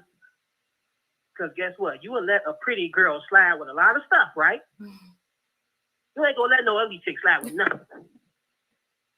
You know what I'm saying? And that matters, you know. And us men, we know that because we can be with a woman for one day, and after we bust one, she don't look as cute to us no more. That's just how it is. You know, so they got to be extremely gorgeous to us. Not to everybody else, but at least to me, my wife has to be beautiful to me.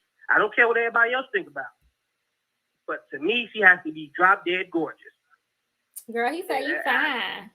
You know, that's just how it's got to be. You know, because if my wife was ugly, the day she don't cook, I'll be snapping. You know, but she come in here looking good, don't cook, I'll be like, just make me a sandwich, you know. But I make a sandwich tonight. You love it. You know? But I think if she was pop, you would be like, man, how the hell she come in here? Her little pop ass, her little pop butt ain't gonna cook. You gonna expect more from a ugly person because you gonna think they need to step it up more, right? That's just real. The more qualities that you don't possess, you have to step it up in other ways. Like if you don't make a lot of money, yeah, you gotta have to do some housework. You know, you ain't paying no bills. You gotta do some housework. You know what I'm saying? So, and that goes for women and men. You know, you have to acknowledge what you're good at. You have to acknowledge what you're not good at, and you have to compensate both of those in different ways, even if you're not used to it. Right? You gotta try if you want to keep that your partner, right? Yes, awesome. All right, Darren, you there? Yes. All right, thank you so much. I would say I love your honesty, and that's very real. But I don't think that I didn't get the message that Cartoon was saying you should just go get with an ugly girl or a girl you think is ugly. I think he was saying that you don't want to put too much emphasis on it or let it cloud your judgment and the woman that you married. Oh, no. He didn't say get with an ugly girl. Yeah. But what he said was superficial. I don't think it's very real because just say you sitting in a club, right? And it's an ugly girl on the side of you and it's a pretty girl on the side of you. I guarantee you don't know nothing about either one of them. So you're not going to sit up and say, well, she probably has these qualities. You're going to automatically give your attention to the pretty girl. Right. That's just how it is. Right. Ain't nobody going playing the guessing game like, oh, she ugly, but she might have some money. She might can cook. She might can clean. I don't know. You're going to be all into the pretty girl, until that pretty girl gets you. But then you're going to be like, okay, what's up, shorty? That's how it be. Right. So looks is like 90%. Right. Looks is very important. Y'all not to men. Y'all not sitting in no club hoping the ugly dude talk to you. You want that fine dude to talk to you, the one with the clean L1. Yeah. But we just do have to make sure that doesn't cloud our judgment, right? Absolutely. Okay, thank you so much, Darren. You had some really good points, as always. No problem. All right, thanks so much. Don't forget to tell your friends about the ladies' room. Y'all welcome. Y'all can Yeah, come. I'm kind of like suspended for a while. I can't really interact with y'all like I want to interact with y'all and get people involved, because, I'm in a little hiccup right now, but, Okay. I got like 6 more days. I'll be out, Okay. All right. Well, let us know. We waiting on you. Yeah, all right. I'm bringing some people now. Okay. That's cool. All right. All right. Thank you. All right. I did want to just mention, we got to go on to this next topic, y'all. It's been a whole hour and a half. And I really am so passionate about the next topic, but I did want to say that there was something that he made me think about. Oh my God, I'm forgetting it, but he made me think about, Lord have mercy, I'm forgetting. Oh, the emotions part. I think that warrants a whole other show. Men are emotional too, and we see it. The thing is, what's important is to be able to manage your emotions. There's a such thing as emotional intelligence. And I noticed that a lot of men, per se, a lot of women don't have emotional intelligence. And we react, and we do things out of emotion because we are not controlling the emotions. We are letting them control us. But men are indeed emotional.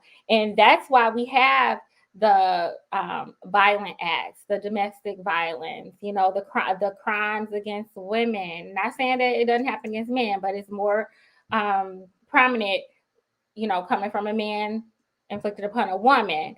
And that's why we have that. You can't go your whole life saying, oh, I'm not emotional, ignoring all of your emotions that you do have, and just refusing not to deal with stuff or finding a way to address it and then erupt. That to me is emotional. YBTV says men manage their emotions better. I would say so. In the moment. For the most part. I'm gonna go back off of what Miss Provo said though, when she said lust as well. Okay, lust is an emotion as well. All right. So just because they're professional don't mean that they're not out here doing other things to manage those emotions in a way that is not conducive to healthy relationships. It's still emotions. Yeah, and then I want to be clear, I think a lot of men's emotions are, some things don't bother men like they bother women. And I think sometimes they're suppressed, but a lot of times they're just kind of ignored and then they erupt, right? And then, if you join that group that we're a part of, you see emotion every day. So, in a way, I agree with what YBTV is saying, that you all manage your emotions better, but that it looks like you manage your emotions better because you're not necessarily emotionally affected by everything. Women, they get affected by all types of stuff, that don't bother men. But managing your emotions is not hiding them or not talking about them and letting them boil over. That's not managing your emotions, though. That's not it. Some people mistake avoidance as a coping skill. Yeah. I was just adding that a lot of people, because they ignore or they avoid certain things, they think they're doing problem solving and coping, and what you're actually doing in reality is avoiding. Yeah. And YBTV, we gotta listen to understand, like he says that who are the women lusting with? Women lust, of course, women lust. That was just one example. But also, I think he's making a point that, what I just said about violence against women being biased. I'm not talking about getting slapped. I'm pretty sure there are women out here doing all types of stuff to men. But if you look at the statistics and you look at the news reports and crime reports, more women are more men are killing women than the other way around. So no, we don't know. We don't get all of the reports of when a woman is violent or aggressive towards a man. No, we don't. You're absolutely right about that. But if you're looking at just murders, men do that more than women do. So I'm not quite sure you can just definitively say that you all manage emotions better. I think not showing emotion doesn't mean you're managing it better. But I think that we could talk about this all night, but I really, really, really, really want to talk about this next topic. We're already like an hour and a half into the show. Ladies, do y'all have another 30 minutes? Okay. Let's go. This is so important, such an important topic to me. We're going to kind of shift the focus from men to women. I am very concerned about the state of education, Black women in higher education. We talk a lot about how we go to college in great numbers. And I think that is something to be proud of, because for a long time, we were not in college. And for a long time, we had limited career options because of it.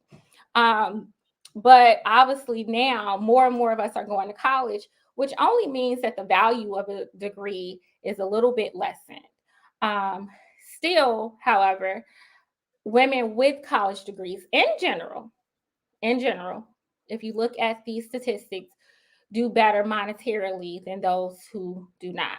So I do believe that there's some benefit in going to college. I went to college, I went to grad school, but I think we need to revisit just how much value we place on it.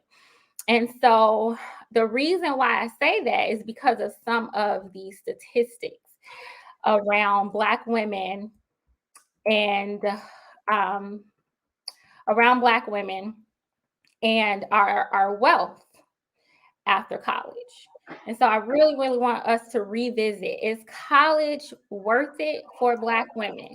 Is it worth it? Are we getting a return on our investment? And if it is worth it, how can we get more of a return on our investment? And so I just want to share some facts with you guys as we have this conversation. Okay, so just to get started. So let me go ahead and share my screen with you all. All right.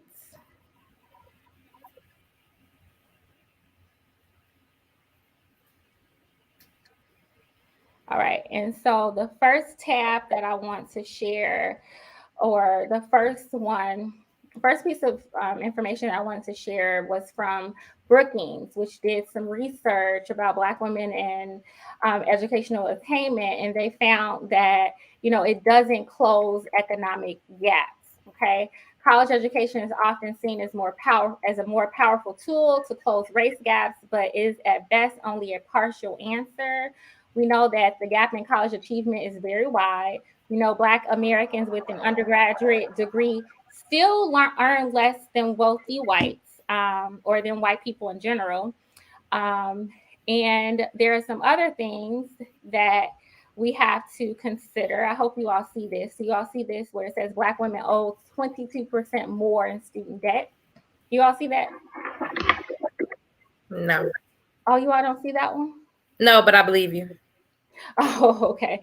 I was trying to put it up on the screen. Uh-oh. I think it's because you have the banner at the bottom. Oh, okay. Because I changed it. Hold on. Here, I'm going to do it this way. Let me share again.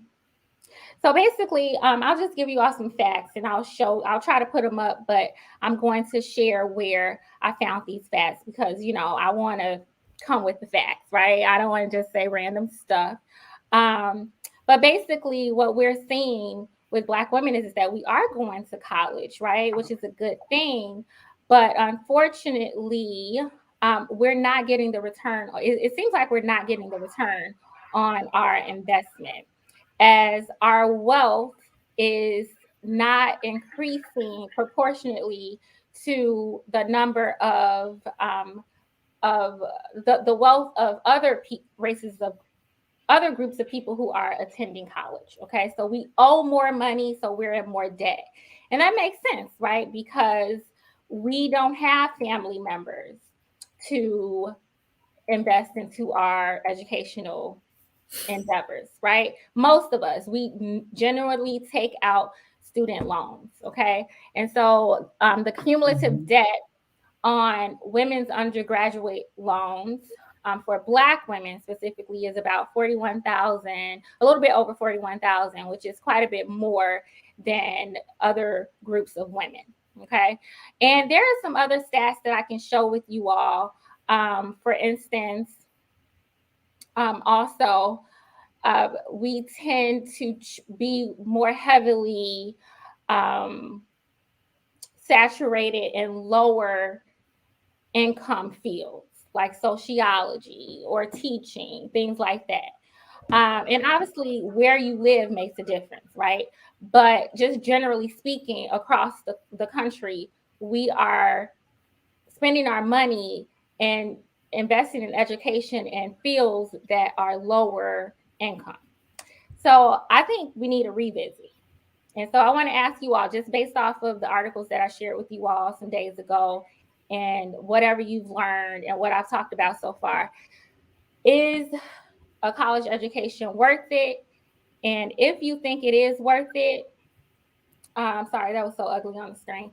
But if you think it is worth it, how can we maximize our return on investment? Can I start? Oh, I know, right? Who wants to start? Candy? I'll start. Yeah, I'll start. I think that it's first important when we look at statistics like that, when we look at studies and we're talking about things in that way and we frame them that way, it's important for us to remember that Black people in general are already disproportionately affected by everything. So of course, we're going to be disproportionately not getting the benefit of college that other races are getting. I mean, like we don't have the generational wealth. We don't have the infrastructure, so of course, when you look at that, you're going to say, oh, school, getting a college degree didn't close this gap. Like, for lack of a better term, of course it doesn't. But that doesn't mean that there's no value in it, because my question is, what is the alternative that we're saying? We're saying like, oh, don't get if you have numbers or statistics that say Black women who don't go and get college degrees do better overall, then that's one thing. But if you don't have that statistic, then you're not, what are you're comparing it to white people. You're not comparing it to Black women that don't have degrees. And this is coming from a Black woman who doesn't have a degree.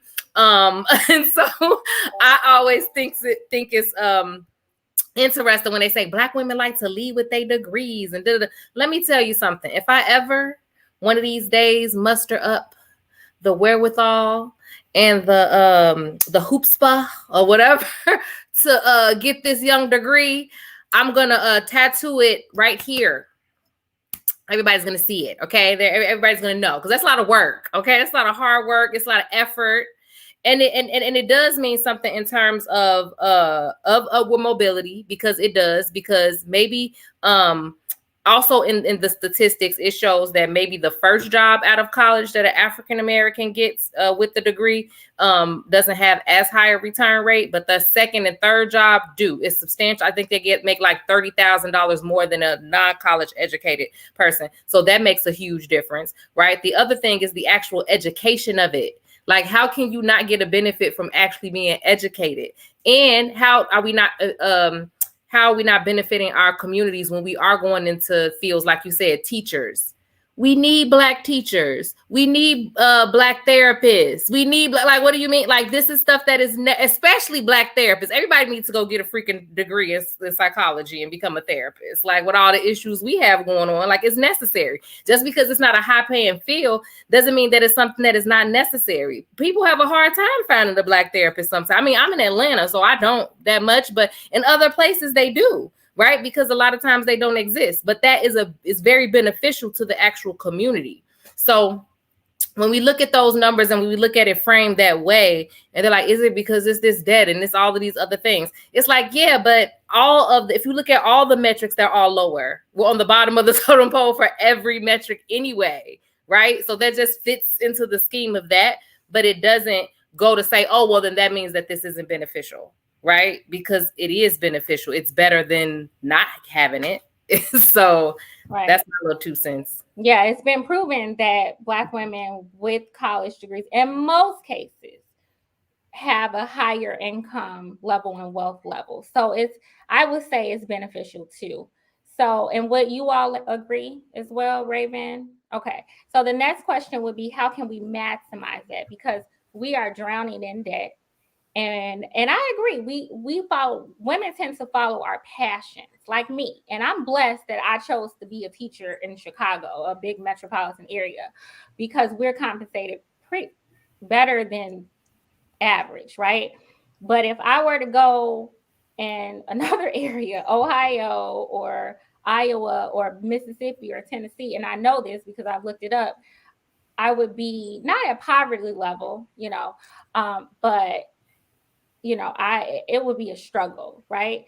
And then there are therapists and sociologists, and I love that, right? We follow our passions, but it makes me think about the fact that, okay, wait a minute. We're being told to follow our passions and spend $40,000 a year to do it. And I'm like, well, wait a minute. This ain't adding up. You telling me to follow my passions, but following my passions are keeping me in debt and keeping me below a certain wealth threshold, which also keeps me from providing a certain life for my family and for my children. So what can we do to maximize our return?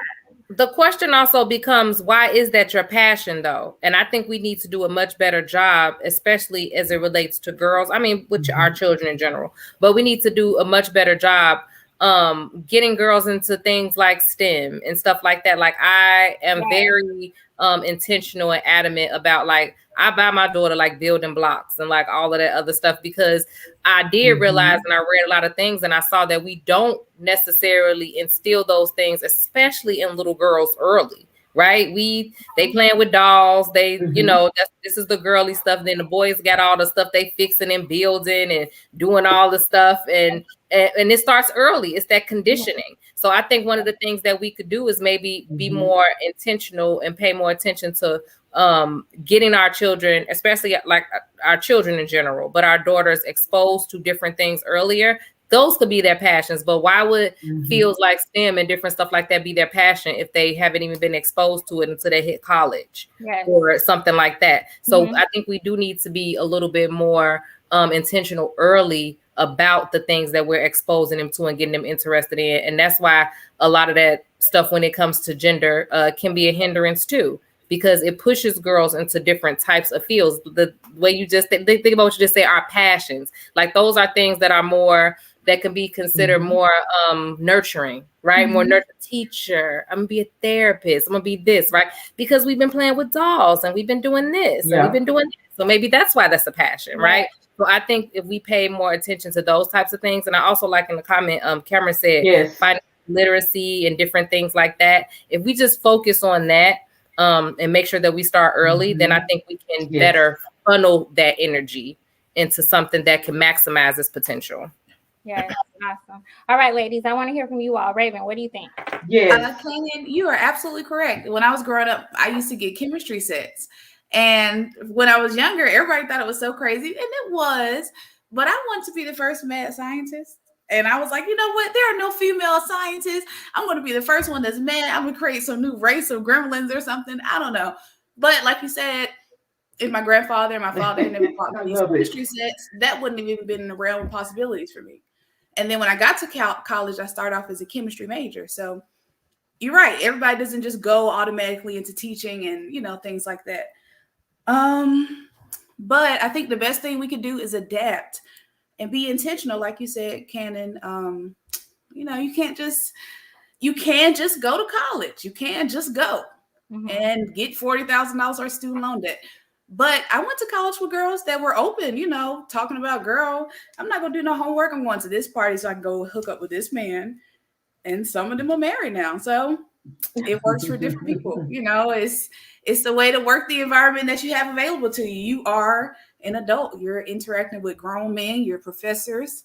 You don't have to do it while you're in class, but they are still very, accessible as well. All these men are accessible to you. Mm-hmm. You can still focus and get a man in college, but you got to be intentional. You can do both. She said, go to college to get your man, girl. Get the professor. They are fair game too. Mm. I'm just saying. Make sure they got tenure. They grown too. We got to revisit that because, and I hear, Kevin Samuel say that women should be going to college to snag a man.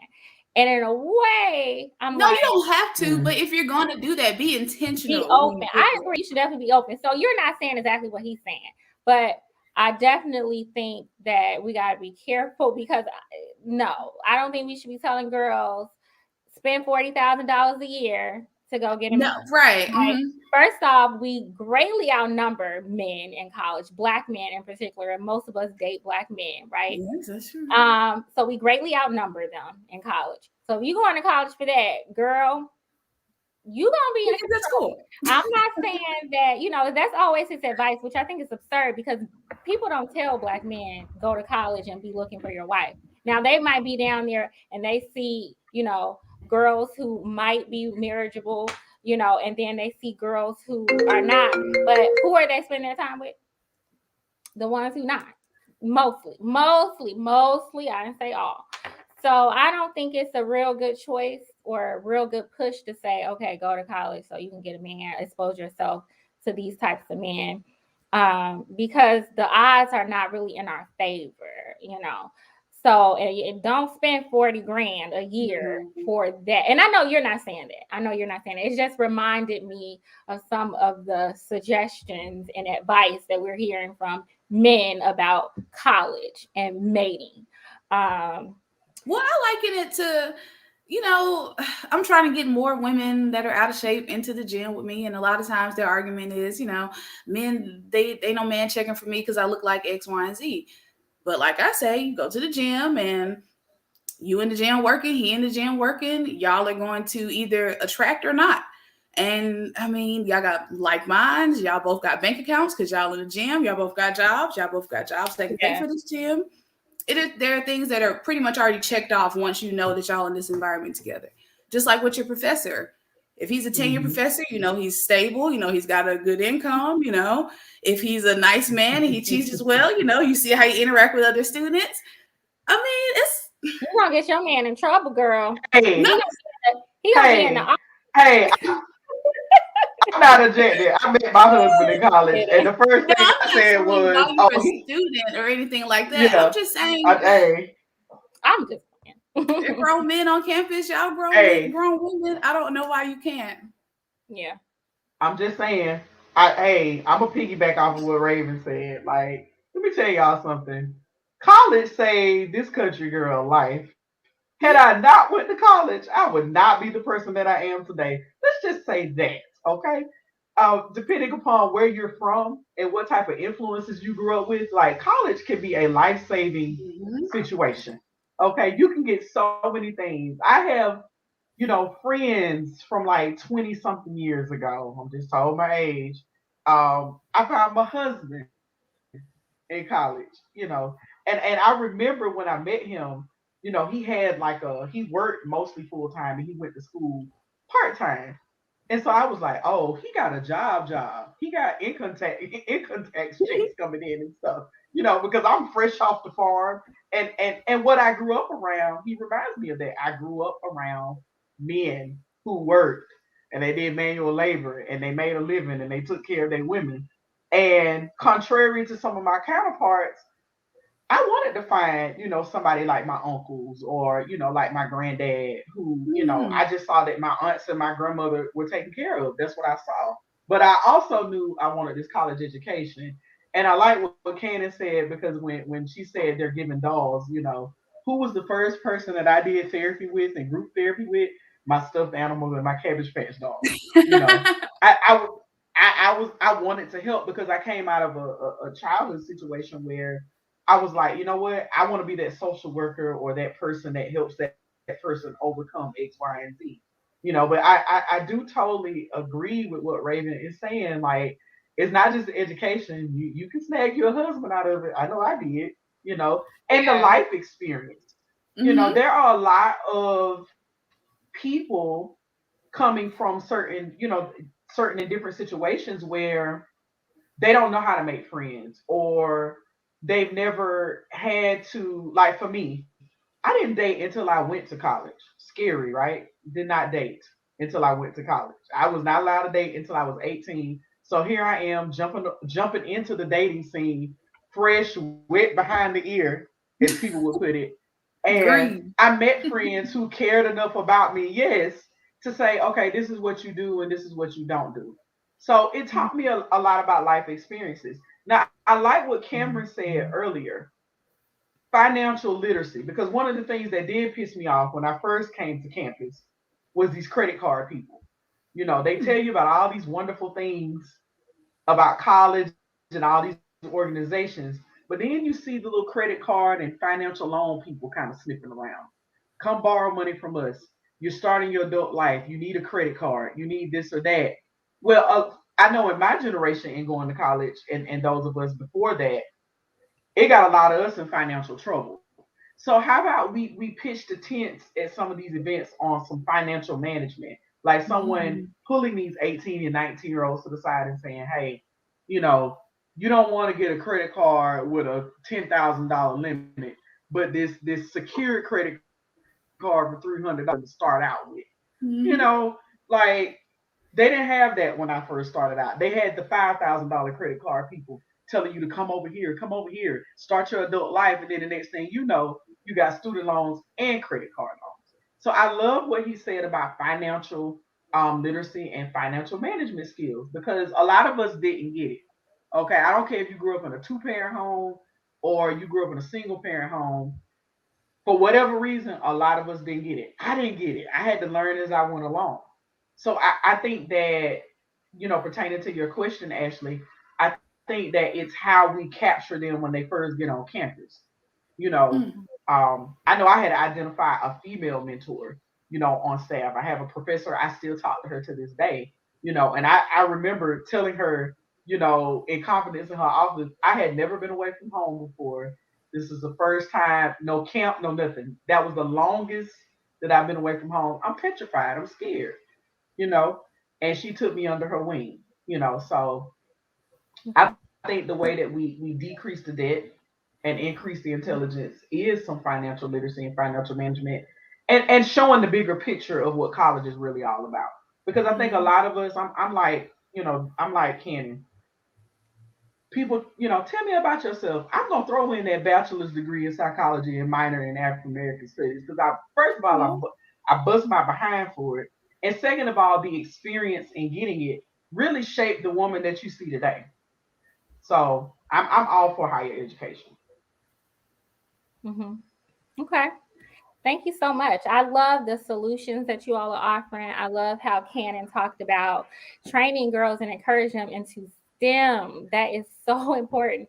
And I'm not saying we should Mm-hmm. discourage young Yes. girls from becoming teachers or social workers or therapists. We need them. And we want people to ultimately be happy. I know of a girl who actually went to law school. She's not practicing law and she doesn't have any desire to. Her parents encouraged her to practice law because that's what they did, but she never wanted that. So I'm not saying that we should force them, right? But I do think that we should start building some competency in some of these higher income fields and exposing our girls to this. I teach science, and I taught one of my lessons today. I was so amped up about it, because I just want our kids to heavily delve into science. I don't know if you all know, but science is marginalized in our public school system. Mm-hmm. The focus is mainly Mm-hmm. on reading and math, and it's saddening to me because where are people making money? what field is fast growing? Technology, STEM, Silicon Valley, engineering. And we are not exposing this to our children. And it saddens my heart. That's why we don't see a lot of women, and especially like not a lot of Black women, into these fields, because we're not exposing them to them at a very early age. And then they start to think, like myself, oh, I can't do that. I'm not capable of doing that. And anybody can be a scientist. Okay. Everybody can be a scientist. So I think that's one solution. And we have to start choosing these majors, right, when we're in college, choosing them, getting the internships, and going after these jobs, so that we can leave college and not have, a career where we're not bringing in a proportionate amount of income to our debt. You know what I mean? I mean, every debt is debt to anybody, but we're so much in debt, we're playing catch up into our 40s. Another solution that I have is that I think that we need to start strategizing about avoiding these student loans. That was my first option. I think that's why it's better to go to a 2-year maybe first, like a free in-state college or a lower cost in-state first. And then I learned that if you do your 2-year there and then finish your bachelor's at the other college, all that really matters is the bachelor's that you got at the other college. So that's my strategy. And not shaming people for doing that. Yeah. And also, like I know through my job, they pay, they have tuition reimbursement, and different things like that. So maybe trying to find some entry level position where they have those types of benefits or whatever, and you could utilize that while you're there. That's another option. Things like that to just kind of keep that cost down. Because I've been going to school for a long time. And I will say this as a parent. Do your due diligence in these scholarships. Like my daughter is turning 10 very soon, and I have it written down in a journal. This is the year that mama is going to start researching the scholarships. Like by the time she finishes middle school, my goal is she already got some scholarships stashed away. Whether it's from anywhere. I got a book scholarship randomly in the 10th grade. Like, and I thought it was really, honestly, I didn't think they were going to come through for me in my first year of college, but I won some essay contest, and it was something that I found, literally a newspaper ad in my hometown, wrote the essay. They wrote me back, oh, you're the winner. We're going to pay for your books for the first 2 years of college. And I'm like, man, the people going to forget about me. What happens when I graduate from high school?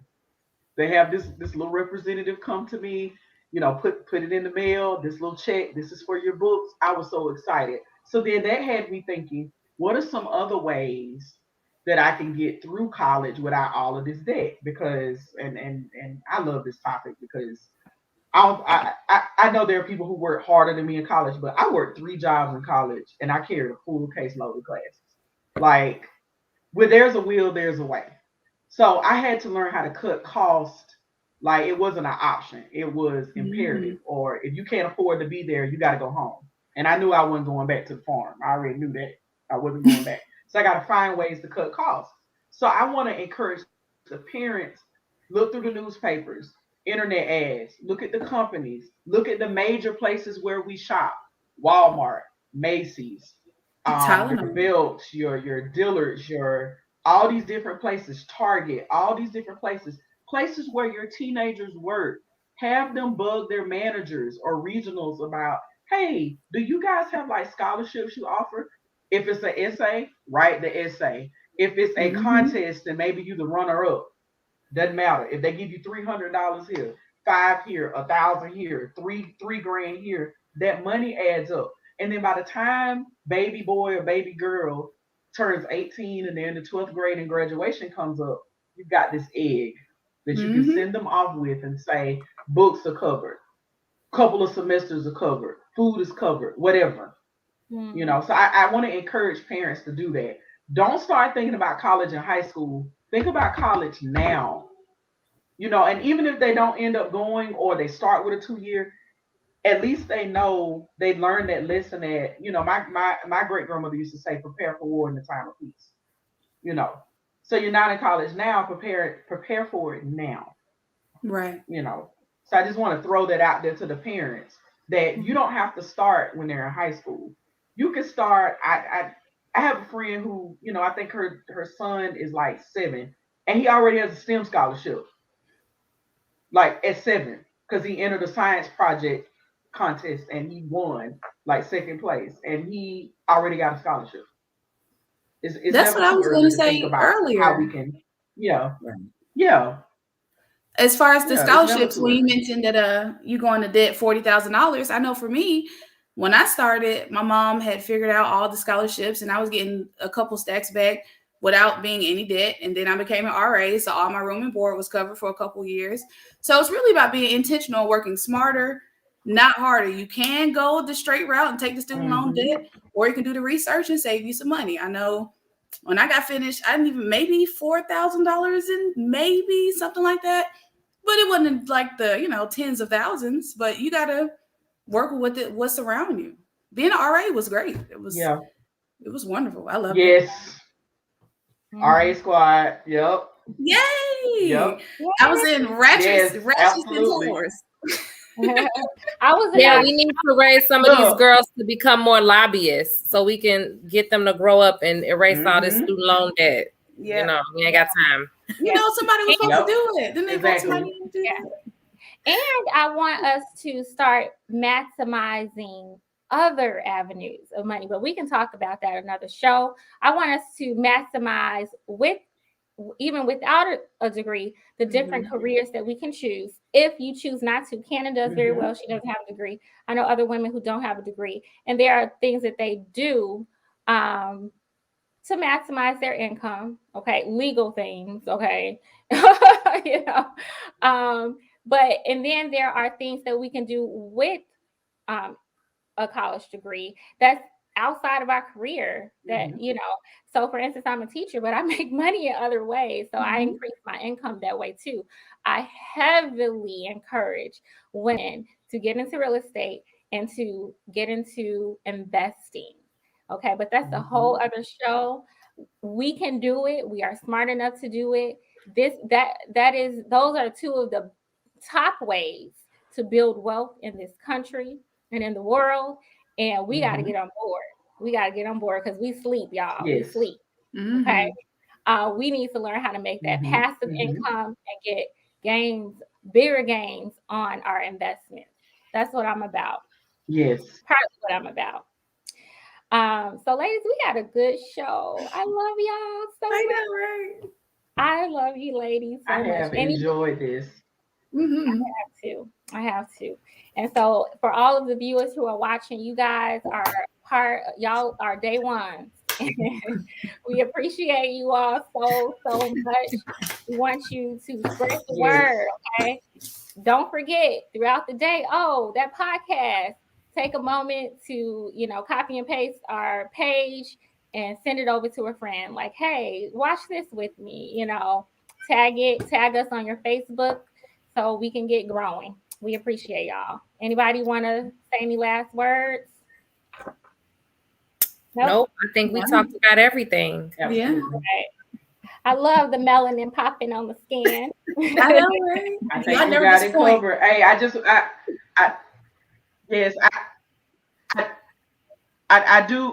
again. I think a couple of guys mentioned it. And I'm talking to the sisters out there who married and you closing your cookie jar. That show coming soon. Okay. And I'm gonna be talking to you about how this is not benefiting you. This is not benefiting you. This is not benefiting you. Okay. You irritated. Maybe that goes back to that sexual liberation. Right? They're not reaching their mountaintop. Nobody want to take the trip if they ain't gonna get there. Yeah. Exactly. So yes, I wanted to close with that point. That as you sharing and liking our page, understand that you're not just watching, but we got some work to do, okay? And we're gonna walk them through it. Absolutely. Yes. Yes. Absolutely. All right, ladies, and to everybody watching, good night. Sleep well. Good night. Yes. Bye-bye. Y'all have a great week. Yes, ma'am. Bye-bye. You guys too.